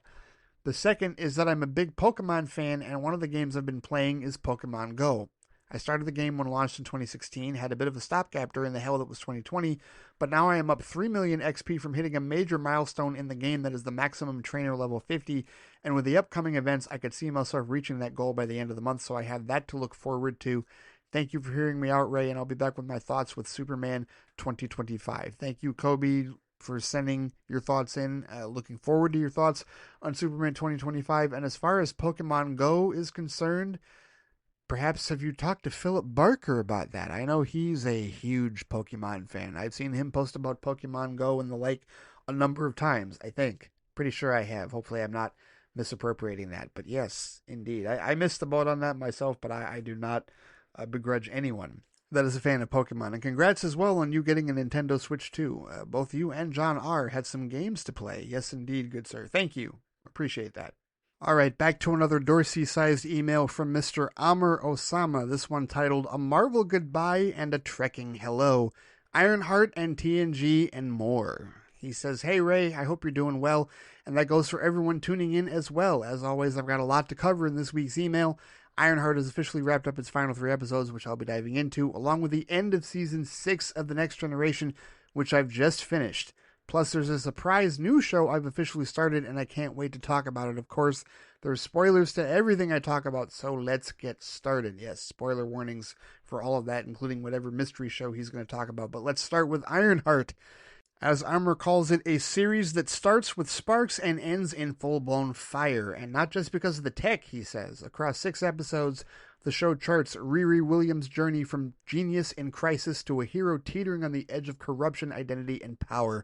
While the first few episodes were solid, the final batch, especially episodes 4 through 6, elevate Ironheart into something bolder, darker, and far more surprising than expected. The final episode in particular, he says, left me with more questions than answers thanks to its unexpected cliffhanger. The biggest twist? Riri's potential deal with Mephisto, or more hauntingly, the possibility that she didn't consciously make one at all. I think the ending is intentionally left ambiguous about whether Riri truly accepted Mephisto's offer. The show drops some strong visual hints, especially the close-up of the dark, corrupted veins creeping up her arm, mirroring those seen on Parker Robbins, that suggest she may have been marked by Mephisto regardless of her intent. Whether knowingly or not, she seems changed, and that subtle horror lands with real weight. I say this because the way Riri acts at the end suggests she's been trying to bring AI Natalie, especially with how she talks to her when she finally appears. More about that when I go into that part of the episode in this review. Oh, how many paragraphs have we got? Oh, quite a few. Okay, here we go.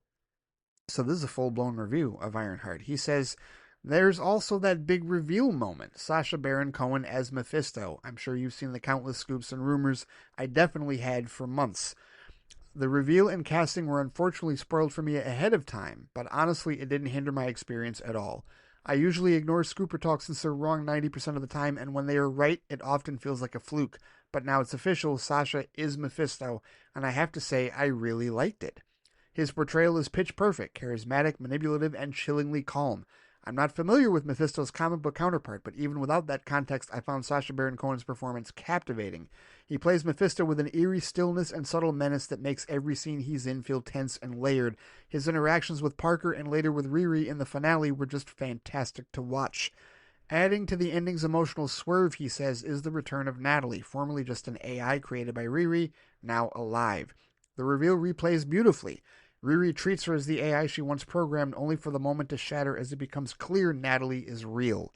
This twist doesn't just raise questions about the nature of Riri's deal or Mephisto's power, it throws her entire reality into question. The consequences of Riri's earlier choices also hit hard, he says, especially in how they affect Zeke, formerly Joe McGillicuddy, aka Ezekiel Stain. After Riri's tech mistake during the heirloom heist implicates him, Zeke is arrested and pushed down his own transformation path. Literally. His insertion of bionic implants suggests a full villain turn, but the show instead teases a more layered anti-hero trajectory. After Riri helps free him from Parker's control, his final words, "There's $1 million worth of technology in my body and I don't know where to direct that anger. When you come back, you and I are not over yet," linger ominously. And then he disappears, unresolved. A loose thread left dangling in the best way. Will he come back with a vengeance, or did he just move on? That's another question left unanswered. One subplot I wish had been explored further, Amr says, involves Parker Robin's crew, particularly Clown. In a key scene, Riri, while being hunted by Clown, reveals that it was Parker who had Rampage, played by Eric Andre, killed. Clown initially doesn't believe her, but after witnessing Zeke spare Riri and then lying to Parker about killing her, a lie Clown backs up, her suspicions grow. She even goes far as asking Slug to hack into autopsy files to verify the truth about Rampage's death. All of this seemed to be building towards something, maybe a mutiny against Parker, or at least Clown breaking ranks to side with Riri or act independently. But in the end, after confronting Parker and confirming he had Rampage killed, they just leave. No further alliance with Riri, no big payoff or turning point for Clown, no hint at what they'll do next. It feels like a loose thread left unresolved. Given how there seemed to be some connection between Clown and Riri, her exit, and the cruise as a whole felt abrupt. There was real potential for moral ambiguity, fractured loyalties, or even redemption arcs here that just didn't land. Okay, I will actually disagree with you on that, Amr. I like the way that it was abruptly handled. And the reason for that is because everything that you just described, moral ambiguity, fractured loyalties, redemption arcs, seen it already. Been there, done that. All of that is been there, done that. And I get it. There can be a structure and an expectation of a structure with a lot of shows like this when stuff like that happens. But for once, I'm glad they went an unconventional route and didn't do that, because it would have been the easiest thing in the world to see Clown and Slug and the others just team up with Riri and go after Parker, and then he has to take him down one by one, and that's the type of balls to the wall like finale that we get. But that wasn't the final battle that we got at all, and it was literally a case of the gang leaving because they didn't sign up for the obsession that Parker had. To me, I thought that was way more refreshing for them to just leave and not do any of the stuff that you're talking about that you felt that they should have done. I liked how unresolved it was, because it's different. It's not what we're used to seeing. We're used to seeing everything that you're talking about. So many times we've seen moral ambiguity, fractured loyalties, and redemption arcs with those types of characters. We've seen it in Marvel, we've seen it in DC, we've seen it all over the place. And for once, I was glad that that was just over and they were gone. And they just left Parker to his own devices. So he had to deal with Riri in the Hood on his own. And they made it a very personal battle and a personal challenge, which I also think builds into the impact that Mephisto has on both of them at the end going forward. So yeah, I will disagree with you on that one. I like the way that the gang ended their time with Parker in that regard, to be honest with you. But continuing with Amr's Ironheart review, he says, another surprise that worked well, even if it was only a small moment, was the reveal that Madeline, Ronnie's friend seen for just one scene all the way back in episode 1, is a sorcerer from Kamar-Taj. It's a quiet twist, but a meaningful one, especially when her daughter Zelma later steps in to help Riri combine magic and technology to stand a chance against the Hood. This fusion isn't just cool on a visual level, it's deeply thematic. Ironheart makes it very clear in these final episodes that magic always comes at a cost, and in Riri's case, that cost is steep. She loses AI Natalie, the digital echo of her late best friend. For a show that's centered on Riri's grief, that sacrifice lands hard. It's not just a plot device, it's a loss that reinforces just how personal the stakes are, and also plays a role into the show's ending. Another element I appreciated, he says, was the subtle connections to the Doctor Strange corner of the MCU. Dormammu is name-dropped multiple times, reinforcing the sense that Riri is operating in a world much bigger than just tech and suits, and reminding us how big the MCU has grown over the years. I totally mentioned that in my Flightbox review as well. He says, and speaking of tech, the new suit Riri builds in the penultimate episode is cool. She creates it using parts from a Plymouth Barracuda, the same car she once worked on with her late stepdad before she had to sell it. Her mom secretly buys it back, and Riri transforms that piece of her past into armor. That suit isn't just mechanical, it's personal. It's clunky, rugged, and full of soul. I've never had a problem with the nanotech designs that the MCU has been pushing, but the more practical feel of Iron Man's earlier suits I still prefer over the sleekness of nanotech. And this felt like a spiritual throwback with a deeply personal Riri twist.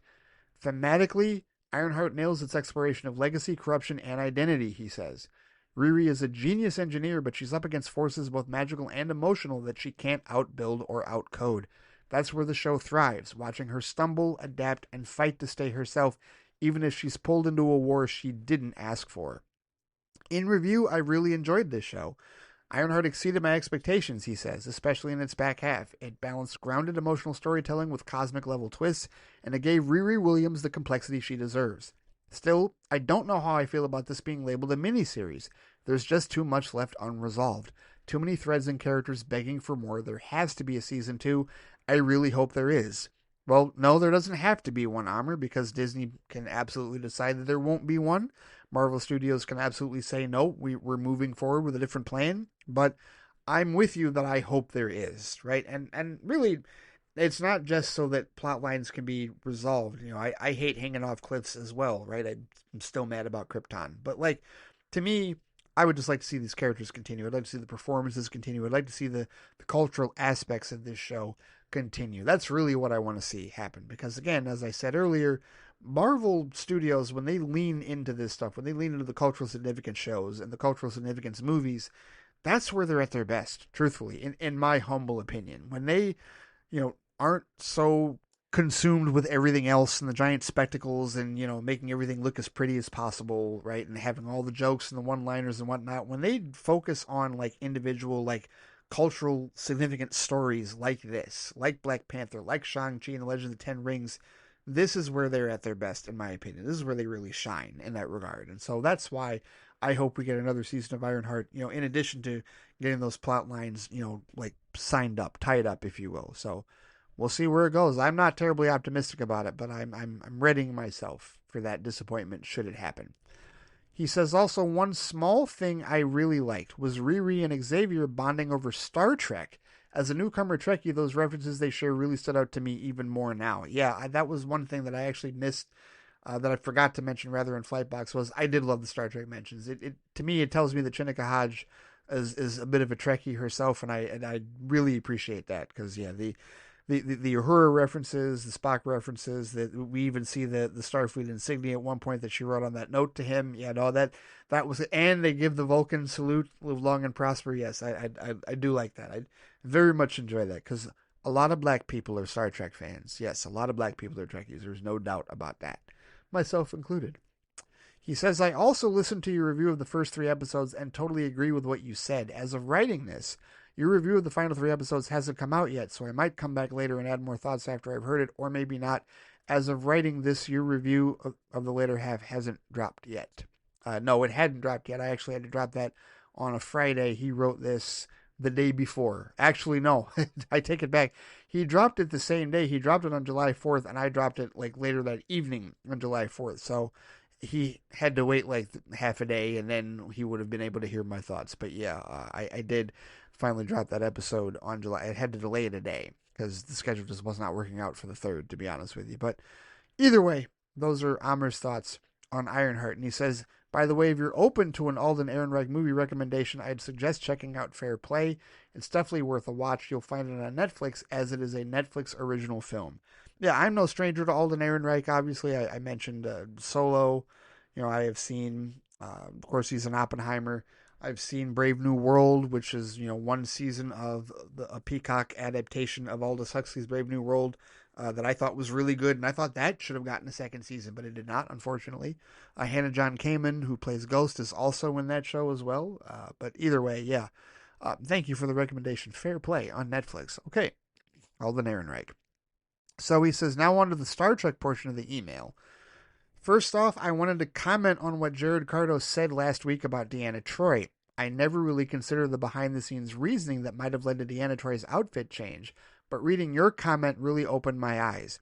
It makes total sense in retrospect, and I'm surprised I hadn't thought about it before. I absolutely agree that Deanna started off as more of a sex appeal character, but I'm really glad she was given more depth and development as the series went on. Yes, she was happy about that as well. Ever since season 3, Deanna has slowly been climbing my list of favorite TNG characters, he says. Face of the Enemy in season 6 is not only one of her best episodes, it's one of the best of the entire series, period. And I also loved her in season 5's Disaster, where she's unexpectedly thrust into a leadership role during the ship-wide blackout. That episode really highlighted her competence and growth. Personally, I think Deanna looks much better in the official Starfleet uniform than in her more casual outfits, he says. I don't mean that in an objectifying way, I just feel it reflects her professionalism and authority much more effectively. So yeah, I totally agree with the points you made about her. It's been great to see her evolve into a more well-rounded and respected member of the crew. Yes, indeed.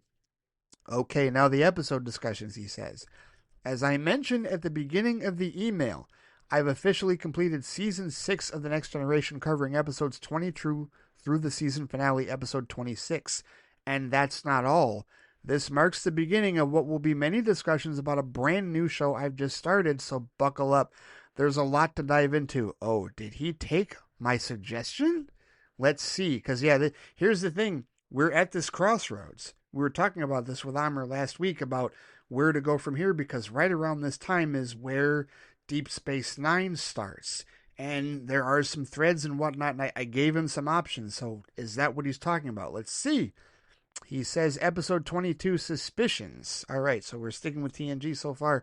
He says this is a Beverly Crusher-centric mystery involving science, ethics, and a touch of conspiracy. It's an unusual narrative for TNG because it's told in a nonlinear investigative flashback structure, something the series rarely experiments with.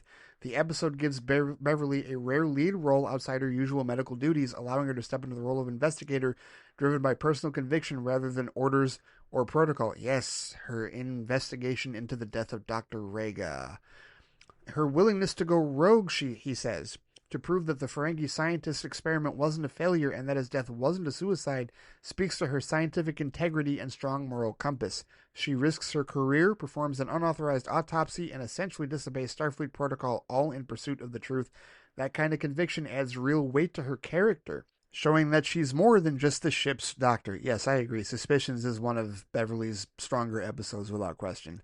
The mystery is solid and layered, Amr says. The structure, told mostly in flashbacks with Beverly narrating, adds a kind of noir-style tension as we follow her through the steps that led to her disciplinary hearing. I really like the twist.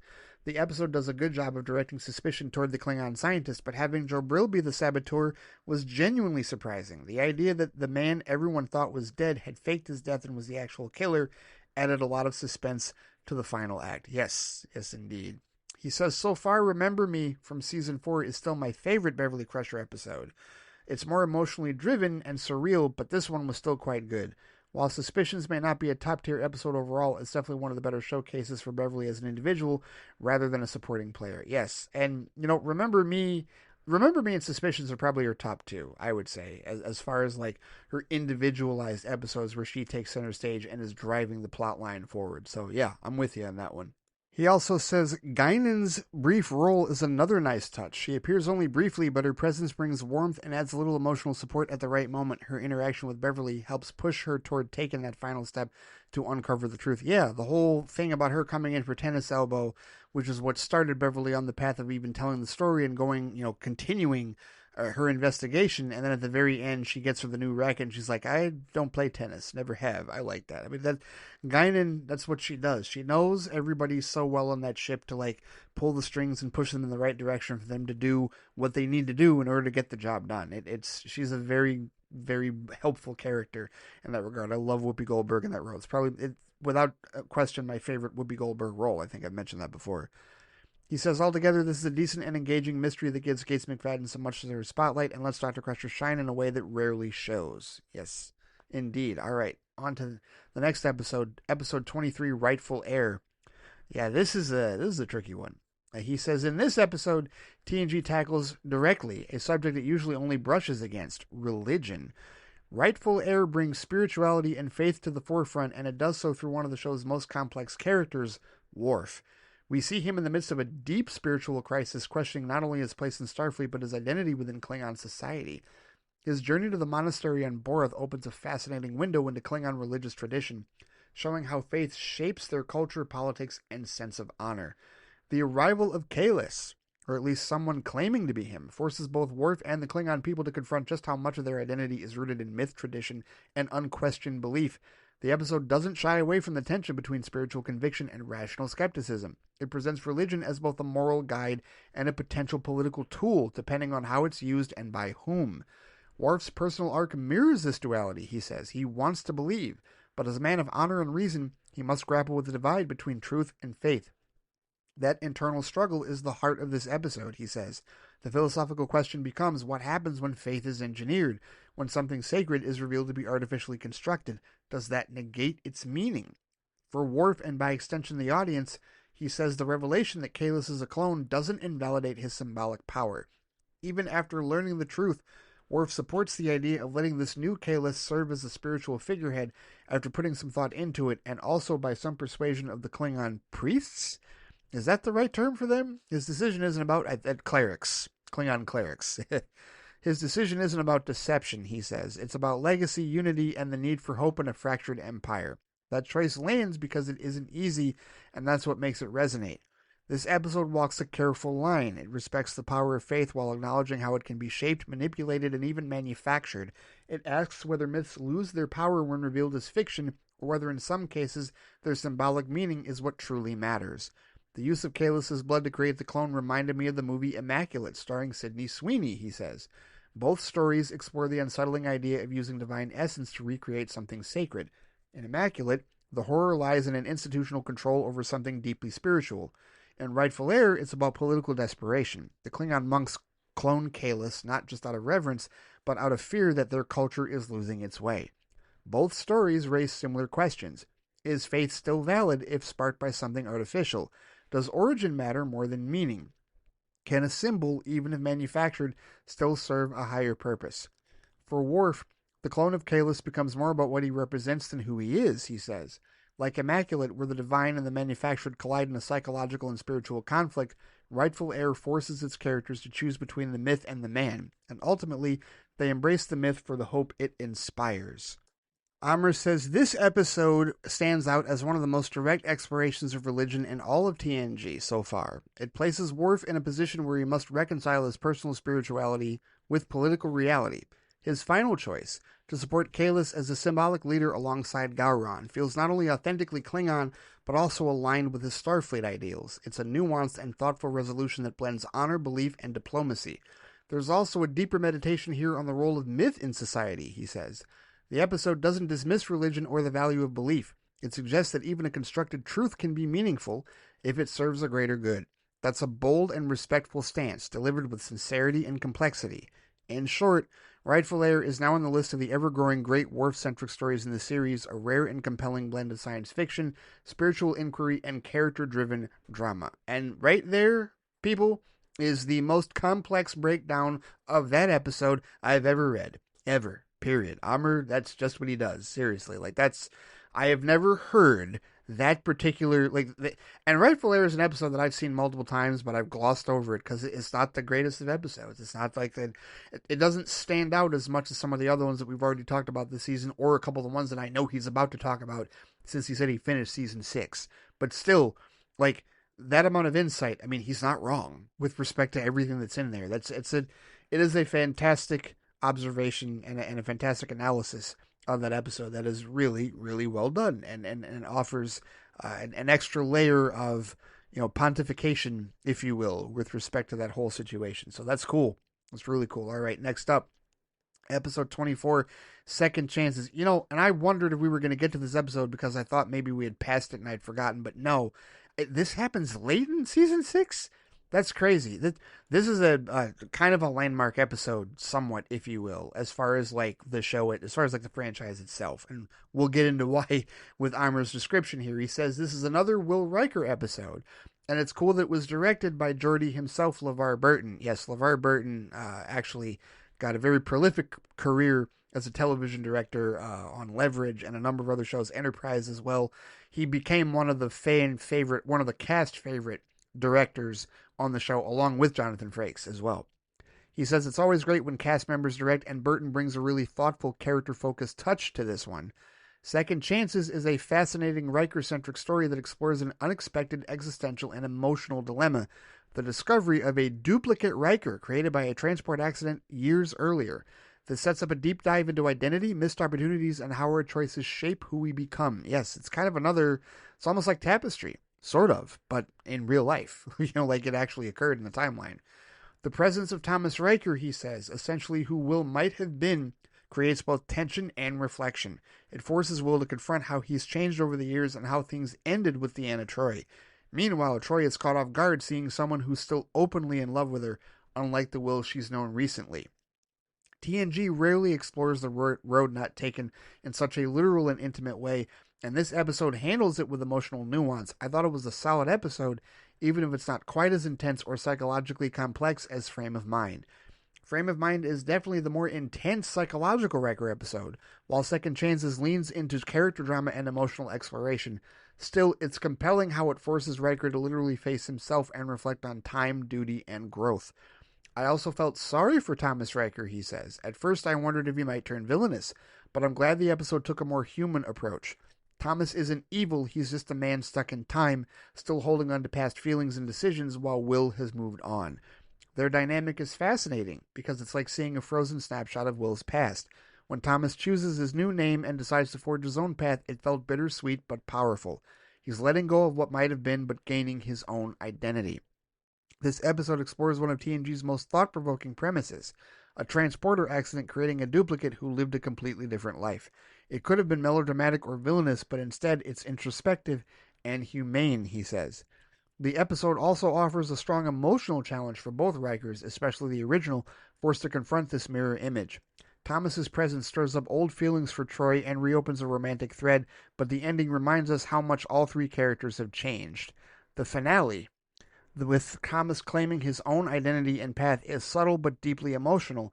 It's a reminder that Star Trek at its best uses sci-fi to explore who we are, not just other worlds. There's one other mark of this episode that is important to note, and that is surrounding Lieutenant Junior Grade Palmer, who was operating the transporter when they discovered Thomas Riker in this episode. Do you know who that is, Amr? You may not, so I will tell you that is Dr. Mae Jemison, a real-life astronaut and the first African-American woman to travel in space aboard the shuttle Endeavour. She served as a science mission specialist on the STS-47 Spacelab J flight that launched in September of 1992. She was also inducted into the National Women's Hall of Fame in 1993. She is a massive Star Trek fan.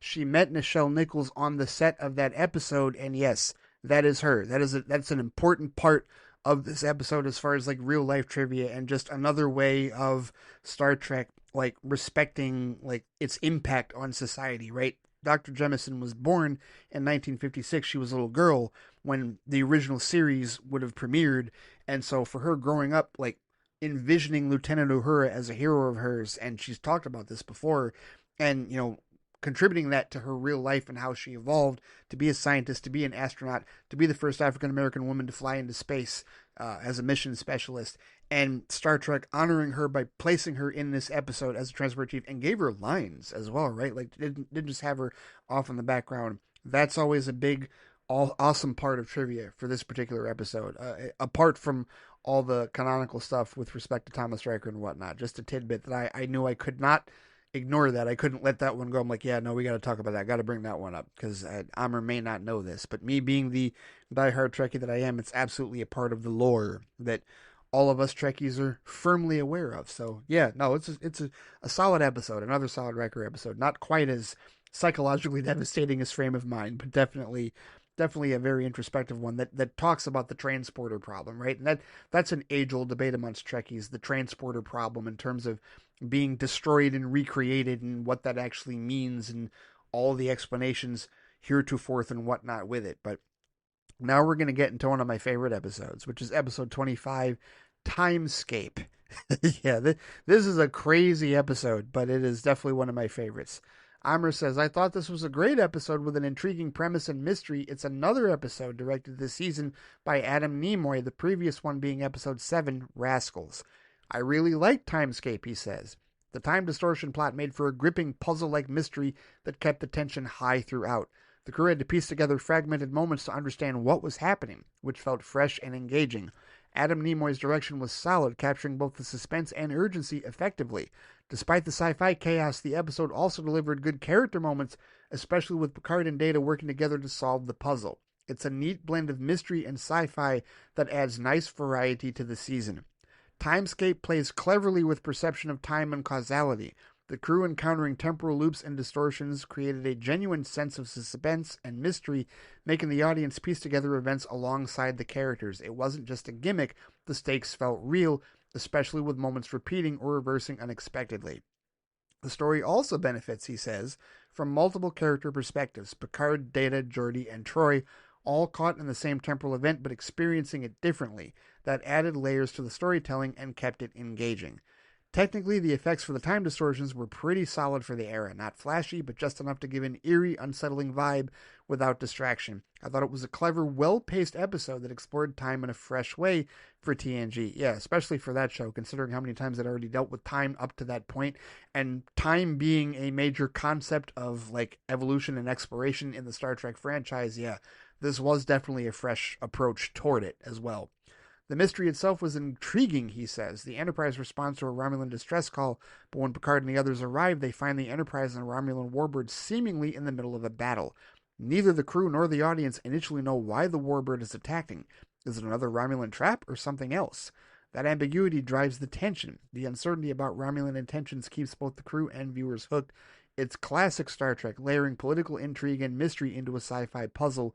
The crew's confusion mirrors our own, which makes the payoff more satisfying when the true nature of the temporal disruption is revealed. Yeah, how about that, huh?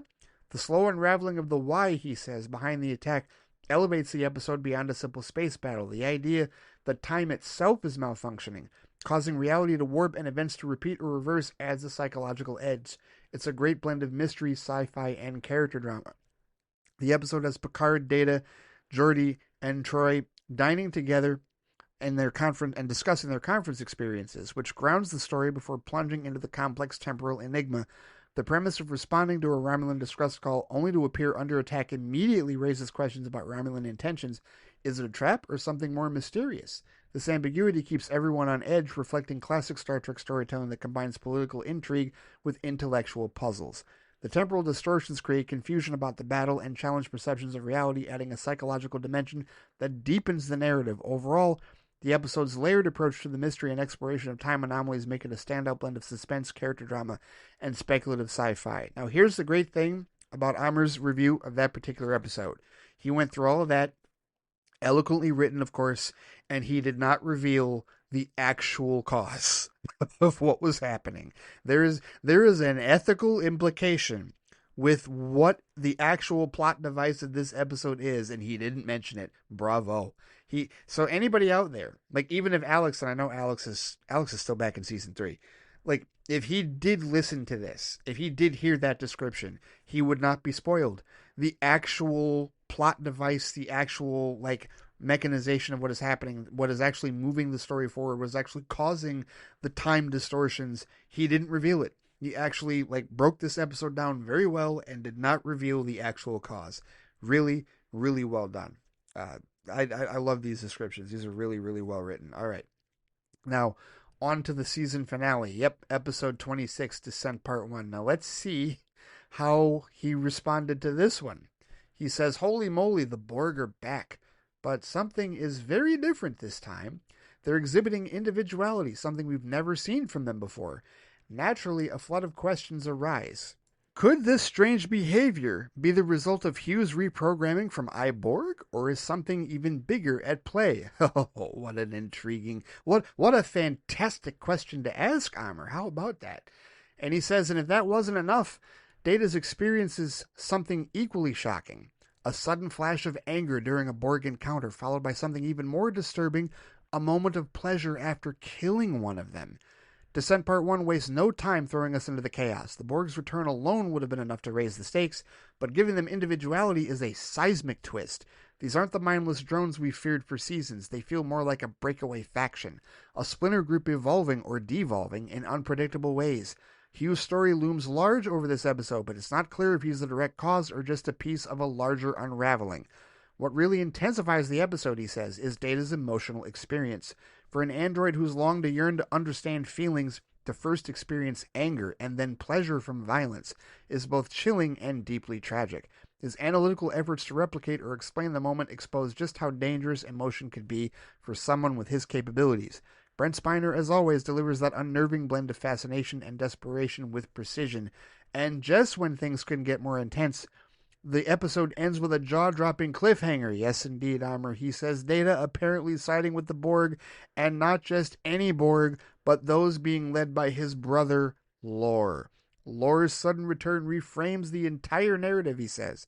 It's not just about evolving Borg anymore. It's about manipulation, emotion, and identity. Lore, ever the Chaos Agent, seems to be using Data's curiosity about emotions as a weapon. In terms of season finales, he says this one hits hard. It's a major step up from Season 5's Time Arrow, which felt more like a standard two-parter than a true finale. Descent Part 1 recaptures the intensity of the best of both worlds and redemption, high stakes, personal drama, and a real sense of danger. Where Time's Arrow played with historical intrigue, Descent is visceral and immediate. The return of both the Borg and Lore in a single episode is a power move. The final moments where Lore is revealed as the one pulling the strings packs a serious punch, he says. The Borg's individuality, once thought to be a side effect of Hugh's reintegration, now seems more like a side effect of Lore's manipulation. It's a chilling twist. This is no longer just a conflict with the Borg, it's personal, and Lore is the worst possible influence for Data to turn to while exploring new emotions. That image of Data and Lore standing together at the end is haunting, he says. Is Data being controlled? Is he following Lore by choice? Can he come back from this? The episode leaves you with a knot in your stomach and a dozen questions, exactly what a good finale should do. Ultimately, he says Descent Part 1 raises the bar. It delivers thrilling plot twists, rich character development, and a cliffhanger that promises real consequences in Season 7. The emotional, psychological, and philosophical threads all come together in a way that feels bold and earned. Not only are the Borg back, Data may have just turned against everything he stood for, and that's one of the scariest threats TNG has ever posed. Overall, I thought this season was great. I really hope the next season keeps up the same momentum, especially after that finale. Here's what I will say, Amr, because I really feel like I should restrict any further comments about this until you've watched Part 2. All I will say is everything that you have said in this particular review, you're on the right track. You're on the right track. And not only that, but things that happen in this two-parter will have ramifications going forward for Data, ramifications for the Federation. There are things that happen in this episode that absolutely pop up in Picard. Yes, that's right. In Star Trek Picard, which you'll get to at some point down the road when you decide to watch that show. But just know that this is important. Important, important, important. Keep this in the back of your mind. Right? Okay. He says, one question I do have, what happened to Ro? She's been completely absent ever since the episode Rascals, where she was turned into a child. Miles O'Brien has also been missing, but that makes sense, given his role over on DS9, like you said. Ro, for all intents and purposes, if I remember correctly, is still aboard the ship. She's just not on the bridge as the piloting ensign, if you will, in that regard. She does not have control of the helm in that regard. But I as far as where she was, like, I would say just somewhere else on the ship, if I'm not mistaken. But that question does get answered later. You have not seen the last of Ro Laren, I will say that much. And then he says, and what about Sela? She didn't appear at all this season. I really thought she might pop up in Face of the Enemy, since it's a Romulan-focused episode, but nope, she just vanished. Maybe she'll show up next season or in one of the other Trek shows? Feel free to fill me in. All right. This may be disappointing, Amr, but she's gone. Sela is gone. The last time you saw her in Unification was it. You do not see her any further with respect to this show, or even in the rest of the Star Trek pantheon. And it is disappointing because it really did seem like they were setting up this awesome, like, tete-a-tete where she was going to be a recurring villain, especially with where the Romulans are and their, their adversarial relationship with the Federation. But no, Unfortunately, that is as much as we see of Denise Crosby's Commander Sela. And yeah, I'm sorry to disappoint on that one, but yeah, I didn't want to leave you hanging there and make you think that, hey, maybe she might come back. No, unfortunately, she shan't come back. This is it for her in that regard. So yeah, sorry to disappoint on that one. Though I will say it won't be the last time that you see Denise Crosby. You just may not see her as, you just won't see her as Commander Sela going forward. So there's that. So at this point in Amer's email, he's done with season 6 of TNG. So what else has he got to talk about here? Well, what's his surprise? He says, now I know that TNG cliffhanger was killer, but season 7 is going to have to wait. I've officially wandered into another corner of the Star Trek universe, and I'm not looking back for now. And that is because he started Star Trek Deep Space Nine. Oh, here we go. Yes, he has a review of episodes 1 and 2, Emissary Parts 1 and 2. Oh, here we go. The fun is really going to begin here. I mean, don't get me wrong, like his reviews of TNG have been phenomenal at this point, but he has now crossed over into his next Star Trek series. So this is what I was saying last week when I was talking about, like, there's a couple of ways that he could approach this, a couple of ways that he could play this, because he's going to run into a point where some things are going to happen concurrently between both shows. So he is elected, instead of continuing on with season 7 just yet, he is elected to begin season 1 of Deep Space Nine, which makes sense. It fits with where he's at chronologically in the timeline. Okay, so how did he feel about the beginning of Star Trek Deep Space Nine? Arguably my favorite of the shows to this point. Well, in all caps, he typed, "Oh yeah, I can dig this." Okay, I think I just found my next favorite show. I'm hooked, he says. This was a fantastic opening to a brand new show I'm starting, and what a way to begin. Compared to the Next Generation's premiere, Deep Space Nine's introduction is definitely stronger. While TNG didn't truly find its footing until its third season, DS9 opens with a bang. It feels like the writers already know exactly what they want to do and how to do it. Okay, here's what I will say about that, Amr. I agree with that premise. However, I will also say that similar to TNG, it will take the first 2 seasons for DS9 to find its footing. However, when it finds its footing, holy shit. And I would also say that the first 2 seasons of DS9 are still stronger than the first 2 seasons of TNG. I will definitely say that. I will absolutely say that for sure, in my opinion. So, all right, here we go. He says, Commander Benjamin Sisko might just become my favorite Star Trek character unless someone else overtakes him later. Hey, you know what? Deep Space Nine is rich with characters. It would not surprise me if somebody else overtakes him later, but Sisko's a damn good character. He is my favorite captain. He's absolutely my favorite of the captains. He says his introduction is nothing short of incredible. Tying his backstory directly into the events of TNG's The Best of Both Worlds was a brilliant move. That opening scene during the Battle of Wolf 359 is not only gripping, it's emotionally loaded. It immediately sets DS9 apart with a darker, more personal tone. Sisko's resentment toward Picard is such a bold choice for a lead character's introduction. It grounds the story in trauma and legacy. A far cry from TNG's more idealized tone. Get used to that. That's the show's DNA. Hell yes. The look Sisko gives from the escape pod, he says, watching the Saratoga explode while holding his son, reminded me a lot of Bruce Wayne in Batman v Superman Dawn of Justice, staring up from the rubble as Superman and Zod crash to Earth. Both scenes capture a haunting stillness, a single devastating moment that anchors a character's entire arc. Sisko's helpless rage mirrors Bruce. Both men are about to spend their stories trying to make sense of the chaos that shattered their lives, and just as Bruce grapples with the idea of godhood through Superman, Sisko is thrust into a cosmic and spiritual journey as the emissary. That is a hell of a connection, and you know what? Spot on. Really well done. I like that connection a lot, Amr. This obviously predates Batman v Superman Dawn of Justice by decades, but still, that is a hell of a connection. I like that. I like that a great deal. And of course, this is a more personal loss for Sisko with the loss of the death of his wife Jennifer aboard the Saratoga. She died, in the middle of the battle before the ship was even destroyed. But still, yeah, that's very haunting indeed. He says it was also great seeing Picard again, but one of my favorite surprises was Colm Meaney as Miles O'Brien. I always liked him in TNG, and here he finally gets room to shine. Seeing O'Brien promoted to full-time character is a real treat. Meaney brings such grounded warmth, and having him around helps bridge TNG and DS9 naturally. That transporter room farewell to the Enterprise D was understated but powerful. A quiet passing of the torch from one Trek era to the next. Yeah, and that was the point. That was absolutely the point. You start a new show, especially after 6 seasons of TNG, you bring one of their recurring characters, right? Because Colin Meaney was in TNG from season 1 all the way through.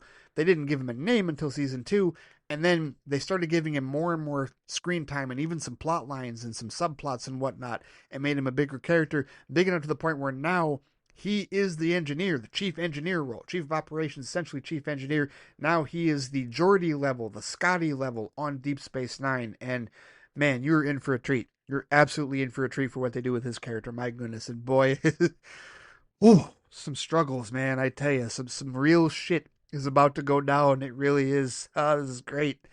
He says the scenes between Sisko and Picard are brilliantly tense, reframing Picard through Sisko's eyes as Locutus, the symbol of his deepest loss, is daring and effective. Their first meeting is uncomfortable, setting the tone for a series unafraid to dive into emotional complexity. Oh, yes, I love that. And, the moment they meet each other, because there's a build-up to it, right? And then when he says, "It's been a long time, Captain," and he's like, "Have we met before?" "Yes, sir, we met in battle. I was on the Saratoga at Wolf 359. And you immediately see the blood drain out of Picard's face, and just the look, and you can tell when you look in his eyes, he just has that look of, oh God, another one. Because imagine this, Amr. How many times has he had that conversation with Starfleet officers since Wolf 359? How many times has he run into another survivor or somebody else that was either in that battle or lost someone in that battle? How many times has he had to deal with, "I've never met this person, but I destroyed their life"? And remember that, Amr, because while we're framing it from Sisko's perspective here in this show, also remember what this is doing to Picard. And then you will understand a lot of what happens later with respect to Picard and how he wrestles with this. Because we're talking about this being a major, major, major, major part of his character arc and a major, major, major part of the franchise going forward. This is not over. This is the tip of the iceberg with respect to Jean-Luc Picard dealing with the ramifications of what happened in Wolf 359. And you haven't even reached the apex of it just yet. You're going to get there, man. And it's amazing. I am excited for you to get there. But before that, let's get back to Sisko here. The whole subplot involving the prophets, you say, and the orbs was fascinating. Sisko's conversations with the wormhole entities were beautifully written and conceptually rich. Watching him explain linear time and the human experience was profound. The moment the prophets realized he's still living in the memory of his wife's death, that he hasn't moved forward, was heart-wrenching. Lines like, "It is the journey that matters," showcases the show's philosophical depth and hint at the introspective direction DS9 is headed. This isn't just a show about space exploration or diplomacy, it's about faith, grief, identity, and purpose, he says, all embodied in Sisko's dual role as a Starfleet commander and a spiritual figure. That tension sets DS9 apart. But hang on, Amr, because you're saying this next thing you say here, you are spot on, and I want you to hold on to this, because you said Major Kira is another standout. She reminds me of Ro Laren from TNG, not just because they're both Bajoran, but due to their tough exteriors and resistance fighter backgrounds. But unlike Ro, who remained a recurring character, Kira seems poised for real development. I'm looking forward to watching her grow. Bingo. Spot on, Amr, because this is the deal. Ro Laren is the proto-Major Kira. What you wanted to see in Ro Laren in the last couple of seasons of TNG, you are about to see in 7 seasons of Kira Nerys.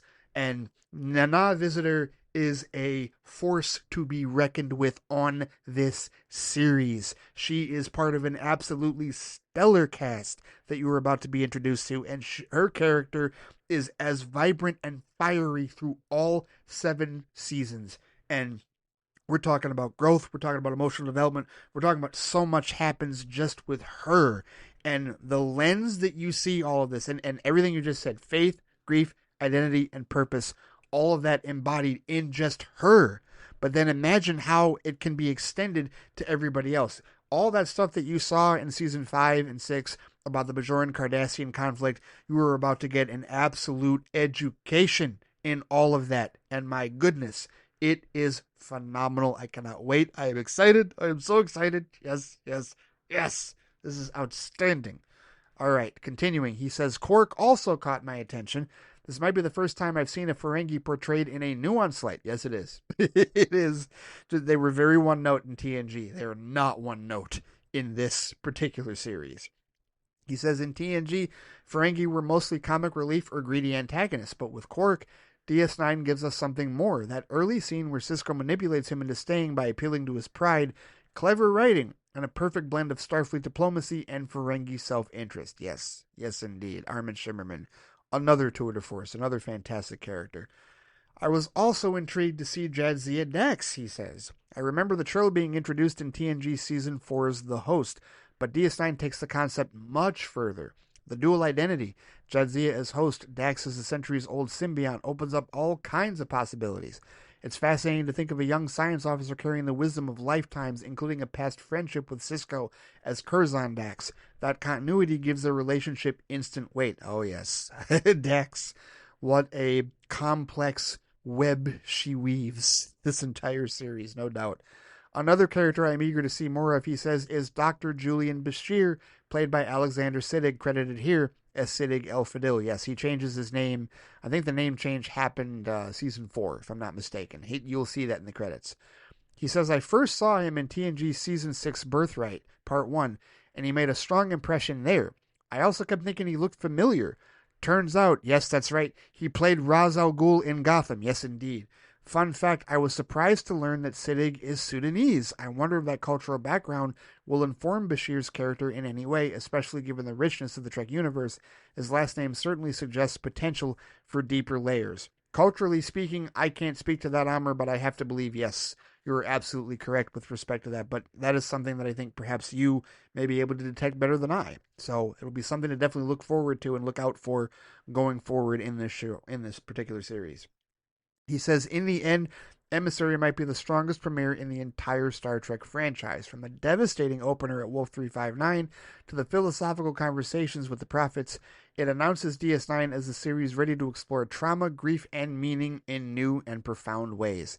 Sisko is instantly compelling, he says, a grieving father, reluctant leader, and now a spiritual figure. His arc is poetic and psychologically resonant. Kira arrives with fire and conviction. O'Brien grounds the show in familiarity, while Jadzia Dax introduces Trek's most layered take on identity yet. Bashir adds youthful energy and idealism, and Quark brings an unexpected heart to the station's chaotic frontier. Unlike Trek shows before it, Deep Space Nine doesn't aim to boldly go, it boldly stays. Planted in a space full of tension, faith, politics, and transformation. From episode 1, it's clear this show is going to be something special. You know how special this show is going to be, Amr?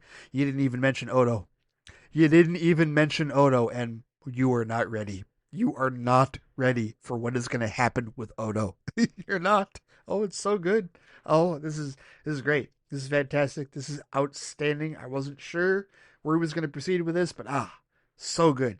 He says, well, that just about covers everything for my email. I'll continue exploring the adventures unfolding in Deep Space Nine, and then once that's done, I'll return to The Next Generation, which I'm now watching in its final season. My Star Trek journey began with TNG all the way back in January of this year, and I can't believe I'm just 26 episodes away from finishing it. I won't be watching TNG alone from here on out. Once I finish Season 1 of DS9, I'll move straight into Season 2 alongside TNG. The plan is to alternate between the two episode by episode following the original airing order. Ooh, wow. Very ambitious, Amr. All right, I salute you on that. I know this has been another lengthy email, he says, and as always, I give you my apologies for that before I sign off. I just wanted to share a quick laugh. I came across a really funny Star Trek The Next Generation edit on YouTube recently, and I thought it was too good not to mention. Yes, I've never seen that before, but one where basically Picard orders Worf to shoot Riker with a phaser. Yeah, that's and it splices lines from different episodes throughout the show. Yeah, it is funny.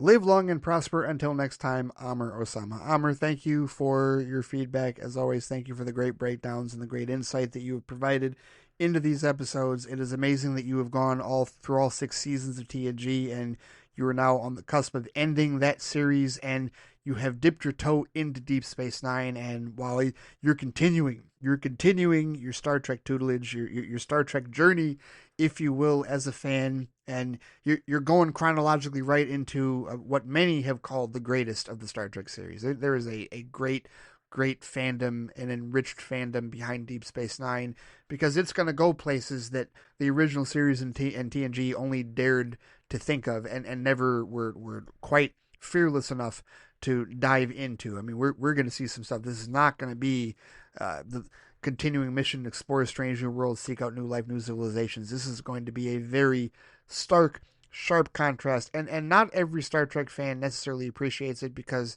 really the DNA of Star Trek Discovery and also even Picard was born out of this particular series and what it did. You're going to see some serialized storytelling, right? You're going to see there's going to be some weekly episodes, there's going to be some bottle episodes, but you're going to start to see some real serialized storytelling in this show that the previous series never really did, right? TOS and TNG never really got into serialized. This is Star Trek's full-blown attempt, like they're full-blown diving headfirst into the serialized storytelling arc, and I cannot wait for you to experience all of it because it is so good. It is so amazing. It is so phenomenal. So many rich characters, and like I said, you mentioned everybody but Odo. Kid, you were not ready. You were not ready, good sir, but it's going to be fun. It's going to be amazing. I'm excited for you. Thank you for your feedback. I'm looking forward to more of it, however long it ends up being. All right, a couple more emails before we end this Flight Chat session. First off, we've got Alex De Silva, Flight Chat 9. Devilish Insanity is what his current email is titled. He says, "Hey Ray, the crazy talk comment last week was all in good fun. I'm curious what your Jurassic ranking is." Yeah, I took issue with him saying that me putting The Lost World at the top of my Jurassic Park rankings was crazy talk. But yeah, Lost World right now is still probably at the top, but I would put probably, like, if I'm, and this is without a rewatch, because I unfortunately did not get a chance to do a rewatch. Timing did not line up for me yet again, and then I still need to give Fallen Kingdom another shot, and I need to watch Dominion. But as far as the movies that I've ranked, I would put Lost World, like, number one. I'd put the first Jurassic Park film at second. Number two, I would put Jurassic World third. I would. And then I would put Jurassic Park 3 and then Fallen Kingdom 5th. This is just in the order that of the ones that I have watched. I can't rank Dominion. I can't rank Fallen Kingdom or not Rebirth rather, because I haven't seen either of those. But of the 5 that I have watched, my order would be Lost World first, Jurassic Park second, Jurassic World third, Jurassic Park 3 fourth, Jurassic World Fallen Kingdom 5th. That was a little between the Jurassic Park and Jurassic World. Sometimes it gets a little tongue tied as far as like remembering the titles and whatnot. But yeah, so that is my current ranking. At some point, maybe I can find some time, do a rewatch. I mean, there's just too much shit to watch. But either way, I'll try and figure it out. But however, Alex does have a suggestion here. He says, "I think I've discovered the solution rather, to your problems with the ever-growing list. Just have a kid. No big deal, right? You will have so much time at home to watch so many things on your list, you'll make a huge dent in it. Seriously, though, I've been shocked with how much stuff I've been able to watch since my little one came home. I appreciate the suggestion, Alex. I am not quite ready at that point in time to necessarily dive into that, I don't think. But thank you for the suggestion." He says, "I'm almost done with reading Shogun, and if the portrayal of samurai in the book is accurate to how they were in real life, then these people were certifiably insane," he says. "They relish death and are downright eager for the opportunity to commit seppuku and murder themselves. They feel no qualms about murdering young children if the children's father did something dishonorable. I know Shogun is just a fictional story, but their behavior is sickening to read about, especially if they were actually like this all those centuries ago. I question how such a damaging belief system even came to be in the first place." I don't have much experience in reading or that portion of history or in reading Shogun or anything like that, but yeah, that does sound extremely disturbing, mentally so in that regard, if that is indeed how they responded and how they portrayed themselves in that regard. He asked, "Did you see that The Dark Knight was voted the best comic book movie of the 21st century by over 500 actors, directors, and industry pros? In regards to their choice, all I can think about is the old Templar Knight at the end of The Last Crusade. You chose wisely." It's all subjective. I mean, that's how they feel. Cool. I mean, I don't know.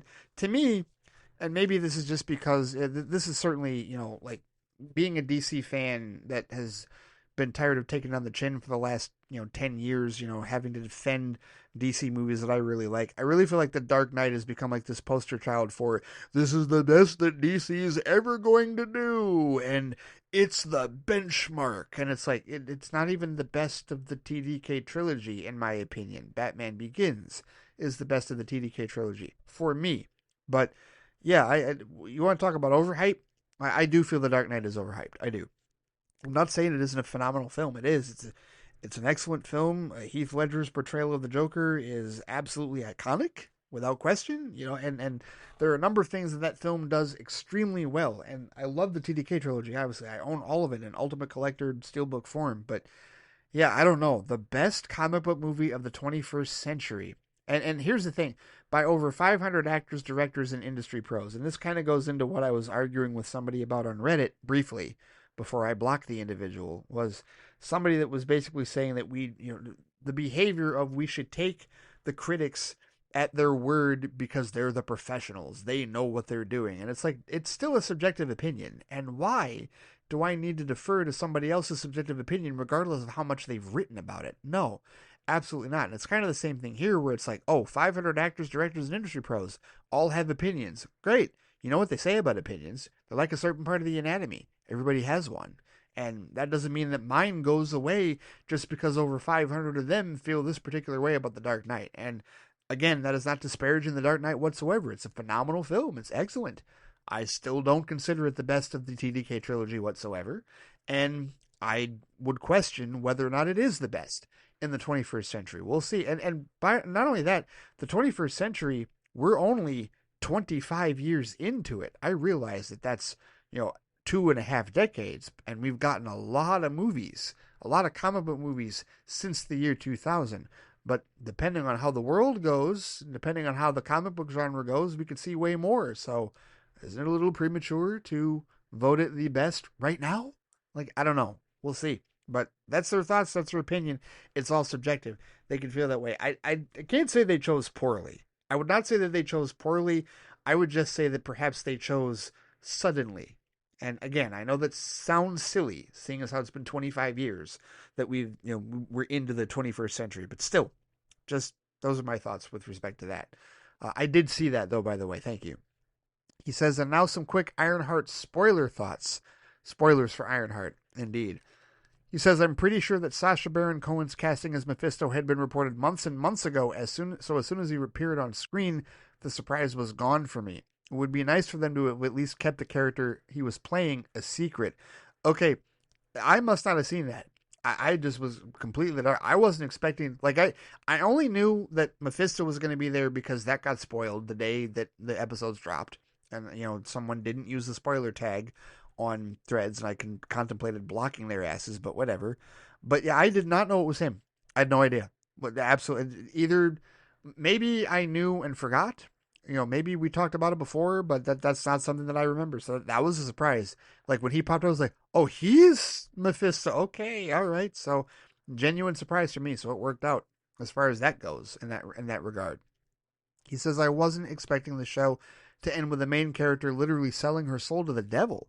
Sounds like a plotline that will be picked up further down the line elsewhere in the MCU. Maybe. I still believe that it is more than likely a plot line that they were going to pick up further down the line in the MCU, and now they've changed course.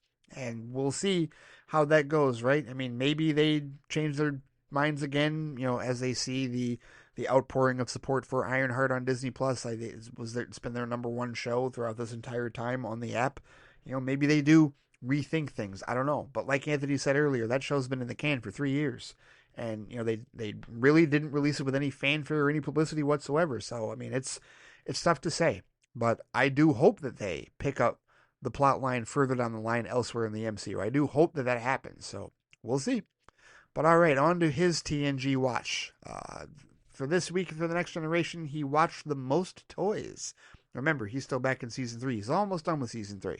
He says, Fajo, Kivas Fajo, played by Saul Rubinek, reminds me of the Collector from Guardians of the Galaxy. Yes, but definitely more devious and a lot less goofy in that regard. Yeah, he's a real son of a bitch in this particular episode of the show for sure. Saul Rubinek plays that very well. He says the fact that Data circumvented his programming to fire the weapon on Fajo and then lied about it to Riker is noteworthy. This is proof that even though he has programming, he also has free will. Oh yeah, absolutely. And that's one of the moral ambiguities of that episode, because it's like, would you have blamed him one bit if he had shot Fajo dead with that Veron T disruptor. No, I wouldn't have blamed him one bit. Fajo deserved every bit of it. 1,000%. But hey, you know, that's one of the underlying questions going forward with respect to Data's agency and his character. He says next episode is called Sarek. Sounds like we're about to get some connective tissue between this show, the original series, and the animated series. It's actually really rewarding when the Next Generation includes things from the original series and the animated series, because then I get to feel like, as Captain America once said, I understood that reference. It's cool to experience the growth of the franchise as fans got to in real time back then. Live long and prosper, Alex. Yes, Sarek. Now that's Sarek is an interesting episode because not only does it do what you're talking about in terms of the connective tissue, but it manages to forge its own story without being overly dependent on the original series or the animated series for that, right? Like it's still telling a story innately about the Sarek character, and you don't have to have seen where he showed up at, like when he's in the original series or anything connected to the animated series. You don't have to have seen that in order to fully understand and grasp what is happening in this episode with Sarek being involved here. And, so it gives you that glimpse, gives you that connective tissue, but also catapults you into a new chapter and a new story for this character. And it is Mark Leonard. It is the original actor that played Sarek. Absolutely. He did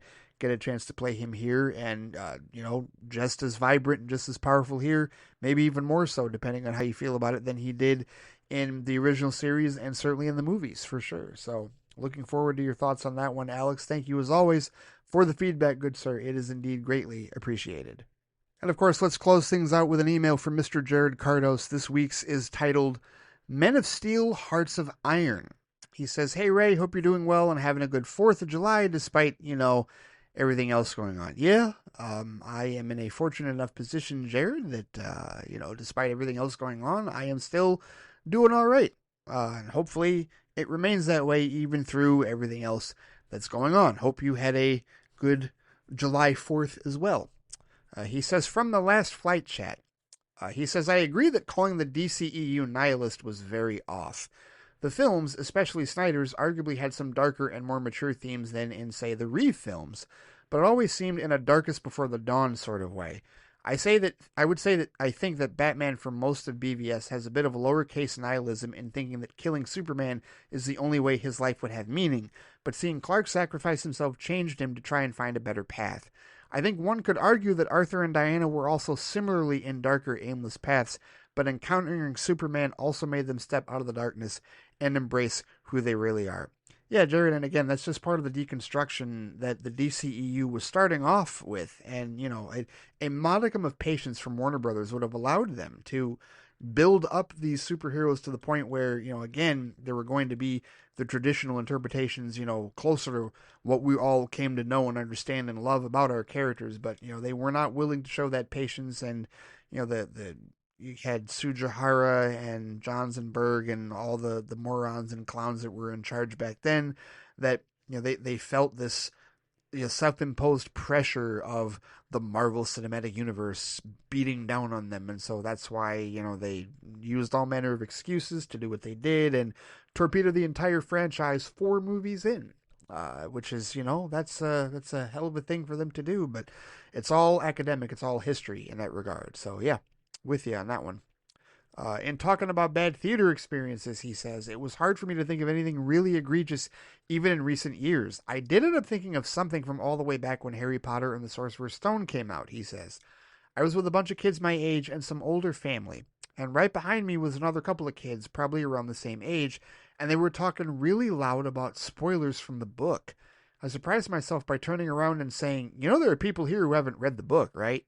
And I don't remember them talking for the rest of the movie. Yeah, but you know what, Jared? Bravo. I can't fault you for that because, especially, and this is where, I kind of feel like a microcosm of this is like when people, Star Wars fans, it's funny I'm equating this to Star Wars, but Star Wars fans that get upset that that Disney didn't draw directly upon the expanded universe for, the sequel trilogy, and, they didn't adapt Timothy Zahn's Heir to the Empire, and they didn't bring in Mara Jade and all that, right? So now all they have is Legends canon, and now the actual canon is whatever Disney is deciding is canon, and so that's why, they're all up in arms about it. Well, the situation that you were in with Harry Potter is one of the reasons why Disney made that change.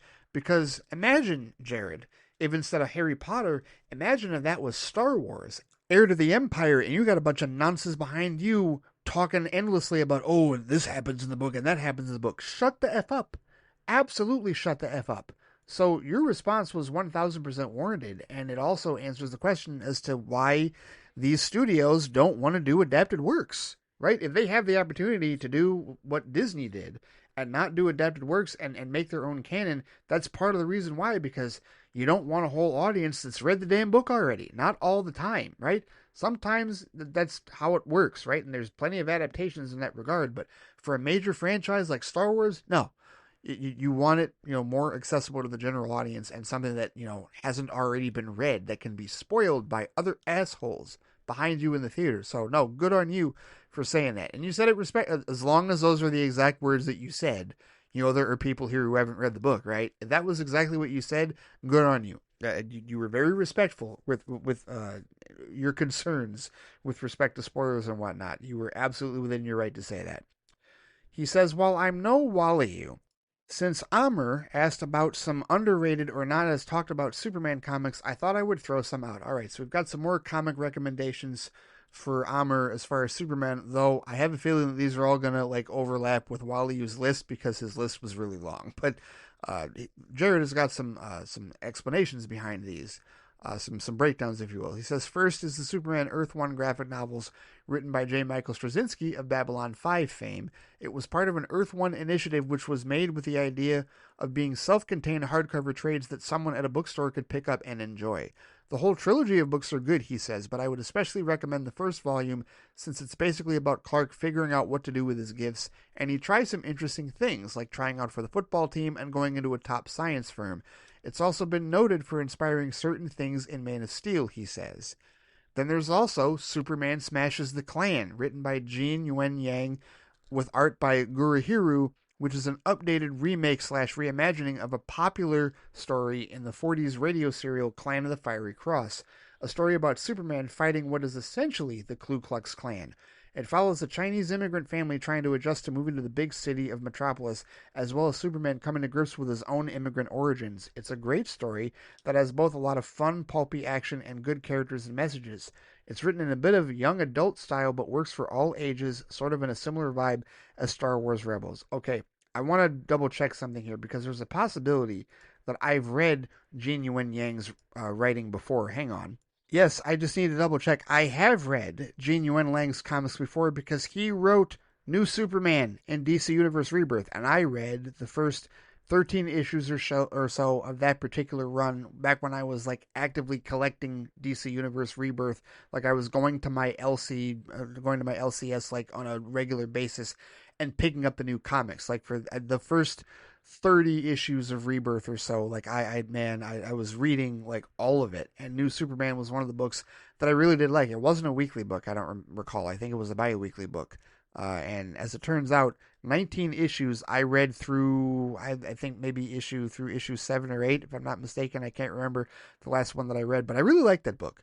The whole thing with, and apparently there was another volume, New Superman and the Justice League of China, which, does that collect all of the New Superman stuff? I think so, but yeah. So I read his writing before. I did not know he wrote Superman Smashes the Klan. That's cool. Awesome. Wally probably brought that up earlier, but either way. So there's that recommendation. And then Jared says, I'll also recommend the story often collected as Superman Kryptonite, written by Darwin Cook and drawn by Tim Sale, who also drew Superman for All Seasons, which, as you can probably guess, is about Superman's first encounter with Kryptonite. But it's really also about his first encounter with mortality and how that affects him. It's really well written, residual related to Clark and the Kents, and if you like the art for All Seasons, Sale continues to shine there. All right. He says there's plenty more I could mention, but I don't want to throw out too much, especially since I'm sure Wally will deliver some great recs as well. Yeah, I think between the two of you, Amir's got a very comprehensive list indeed with respect to Superman reading outside the biggies. Jared then says, as for your latest FLITEcast, I think you nailed it pretty much on all fronts. It's funny, because I remember when Zack Snyder's Justice League was coming out and there was all this positive buzz and energy surrounding it, I do remember having a brief bit of hope that maybe the story could continue. But then the interview with that one woman who ran HBO Max put the kibosh on that. Ann Sarnoff. She wasn't running HBO Max at the time. She was running WB. She was the previous president before Zaslav came in and took everything over. He says it was a shame, but like that episode said, it's time to move forward. And while it was a bit aimless for a while after, I think what we're about to see next week is indeed moving forward. You don't forget and continue to enjoy what came before, but you don't let what could have been blind you from what could still be, if that makes sense. Yes, I completely agree. And yeah, the Ann Sarnoff piece that was put out, and I forget who put that out. Was it Variety, Hollywood Reporter? I forget. I remember I did a whole episode breakdown on it because yeah, it basically killed it. The idea, any ideas, any hopes that we had for restoring the Snyderverse were done. That was where the whole cul-de-sac thing came from, because she was the one quoted as saying that, yeah, she turned out to be a real piece of work as well. Just a long list of executives that, really didn't care for her, right? And at this point, right now, the only executive that I don't necessarily care for is like the big CEO, David Zaslav, but at least DC Studios exists as its own autonomous entity, and I don't have to worry about him micromanaging what James Gunn and Peter Safran are doing, hopefully, right? Or I don't have to worry about him and a Toby Emmerich and Ann Sarnoff or anybody else doing that, right? So fingers crossed, we'll see how it goes. But he says, finally, we got to talk about this last half of Ironheart. Overall, I really like these last 3 episodes, he said, with some lingering doubts about the ending, or at least the circumstances around it. Before I get to that, though, he says, I'll say I enjoyed pretty much everything else. I enjoyed Riri's embrace of her family and community in figuring out how to stop Hood with Riri's new suit. Hood's whole story made him work so well as the main villain, where it's just human and relatable enough that you get why he's the way he is. I also liked where Ezekiel's story went. You get why he would be dragged down to this life, and I'm curious to see where his story goes from here. The rest of the gang continued to be fun, he says, even when they were actively out to get Riri. I hope we see them again in future projects, because they work really well as fun underlings. Maybe they try their luck in New York and end up facing Spider-Man in Brand New Day? On the other hand, that means they might get 86 by the Punisher, so I don't know, I just wouldn't mind seeing them again. I agree with that. I wouldn't mind seeing them again either, Jared. Speaking of new characters, he says, I also really like Zelma in the back half of this series. It's funny. I didn't realize that she was a character in the comics, mostly in the Jason Aaron run of Doctor Strange, coming to him because she was infested with magical brain maggots, and she eventually grew to be an apprentice to Strange and then a librarian for a magic school called Strange Academy. I'd heard of the book in the past, but after watching this, I want to read those now. There's also fan hopes of the Strange Academy show, and after seeing this, I'd certainly give it a shot. Yeah, absolutely. I would give that a shot as well. Because I also like Zelma's character. I talked a little bit about that in Flightbox the other day. Finally, he says, I got to talk about Mephisto. First, how funny is it that he avoided all the shows you would think he would be in, only to show up in Ironheart of all places? Outside of that, Cohen plays the character amazingly well, oozing a weird mix of charm and menace. I hope this isn't the last time we see him in the role, but talking about him means I have to talk about the ending, which I'm of 2 minds about, he says. On one hand, if nothing else, it definitely doesn't feel like the standard superhero ending. Most stories like this would end with Riri finally accepting that Natalie is gone, would flip off the devil like she did her former gang, awesome moment by the way, and move on to new adventures. But seeing her still affected by her trauma and making her demons more literal is fitting, if not a tragic way to end this season. On the other hand, he says, I think this ending only really works if there are plans to resolve this, and from the sounds of it, we might not get resolution or even a peep about this story for at least a few years, if at all. I feel like if there was no plans in place to continue the character, maybe the more standard deny the devil ending would have worked better. I hope that this isn't the end of Ironheart, because if it is, the way this series ends kind of leaves a bitter taste, if that makes sense. But I think that's all I got for this one. Looking forward to next episodes, especially as the next time will absolutely be about Superman and the grand opening of the DCU. Until then, yes, indeed, that is the next episode of Flight Chat, Jared. I want to say, because I was talking earlier, when Anthony brought up how the ending, affected his enjoyment of the show, and I disagree with that, or at least I don't want to let the ending affect the work that the cast and crew did with that series. I think the way that you put it, Jared, is more how I feel. Like, I think that's where I'm at with it, where it's not that it, ruins the series or affects my enjoyment of the show, but the bitter taste. I agree with that. The bitter taste. It's just like how, the 3 cliffs that they left us hanging off at the end of Krypton, it doesn't ruin the show for me. The show itself is outstanding. I hate the way that it ended, and I hate that there's no resolution. I hate that it doesn't continue, right? And I don't want to feel the same way about Ironheart, but I might. You know, if they do decide to do what I'm thinking, and they're not going to continue, and they're going to pivot into this different direction, which is unfortunate that they won't continue this forward, right? And it doesn't have to be Young Avengers. You can absolutely have these other stories with these other characters, whether it's Kate Bishop or Kamala Khan or Riri Williams. You can absolutely have them continue their adventures on Disney Plus while you still have the movies going on with the bigger adventures. Like, I don't see why they can't do that, truthfully. I mean, is it really a question of budget? Come on, it's Disney. Like, you can make it work, in my opinion. This idea that they're so strapped, it's like, whatever. I don't really have sympathy for them in that. But yeah, I think I like your personification of it better, Jared, where if this is the end of Ironheart, it does leave that ending does leave a bitter taste, and I think that does make sense. That's a better way that I would put it. It doesn't affect my enjoyment of the show, but it will leave a bitter taste if they don't advance it further. So here's hoping that they do advance it further, but I am prepared if they don't, sadly and unfortunately. But thank you as always for the feedback, good sir. Greatly appreciated, and looking forward to our grand and glorious talk about the grand opening of the DCU and the premiere of Superman coming up later this week.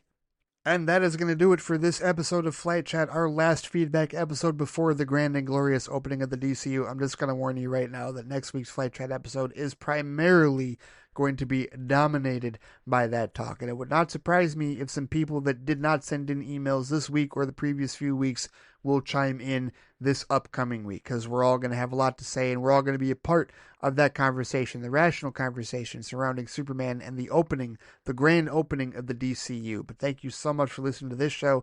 Thank you so much for everybody that sent in feedback this week. My thanks to John R., of course, for all of his emails and his personal insight.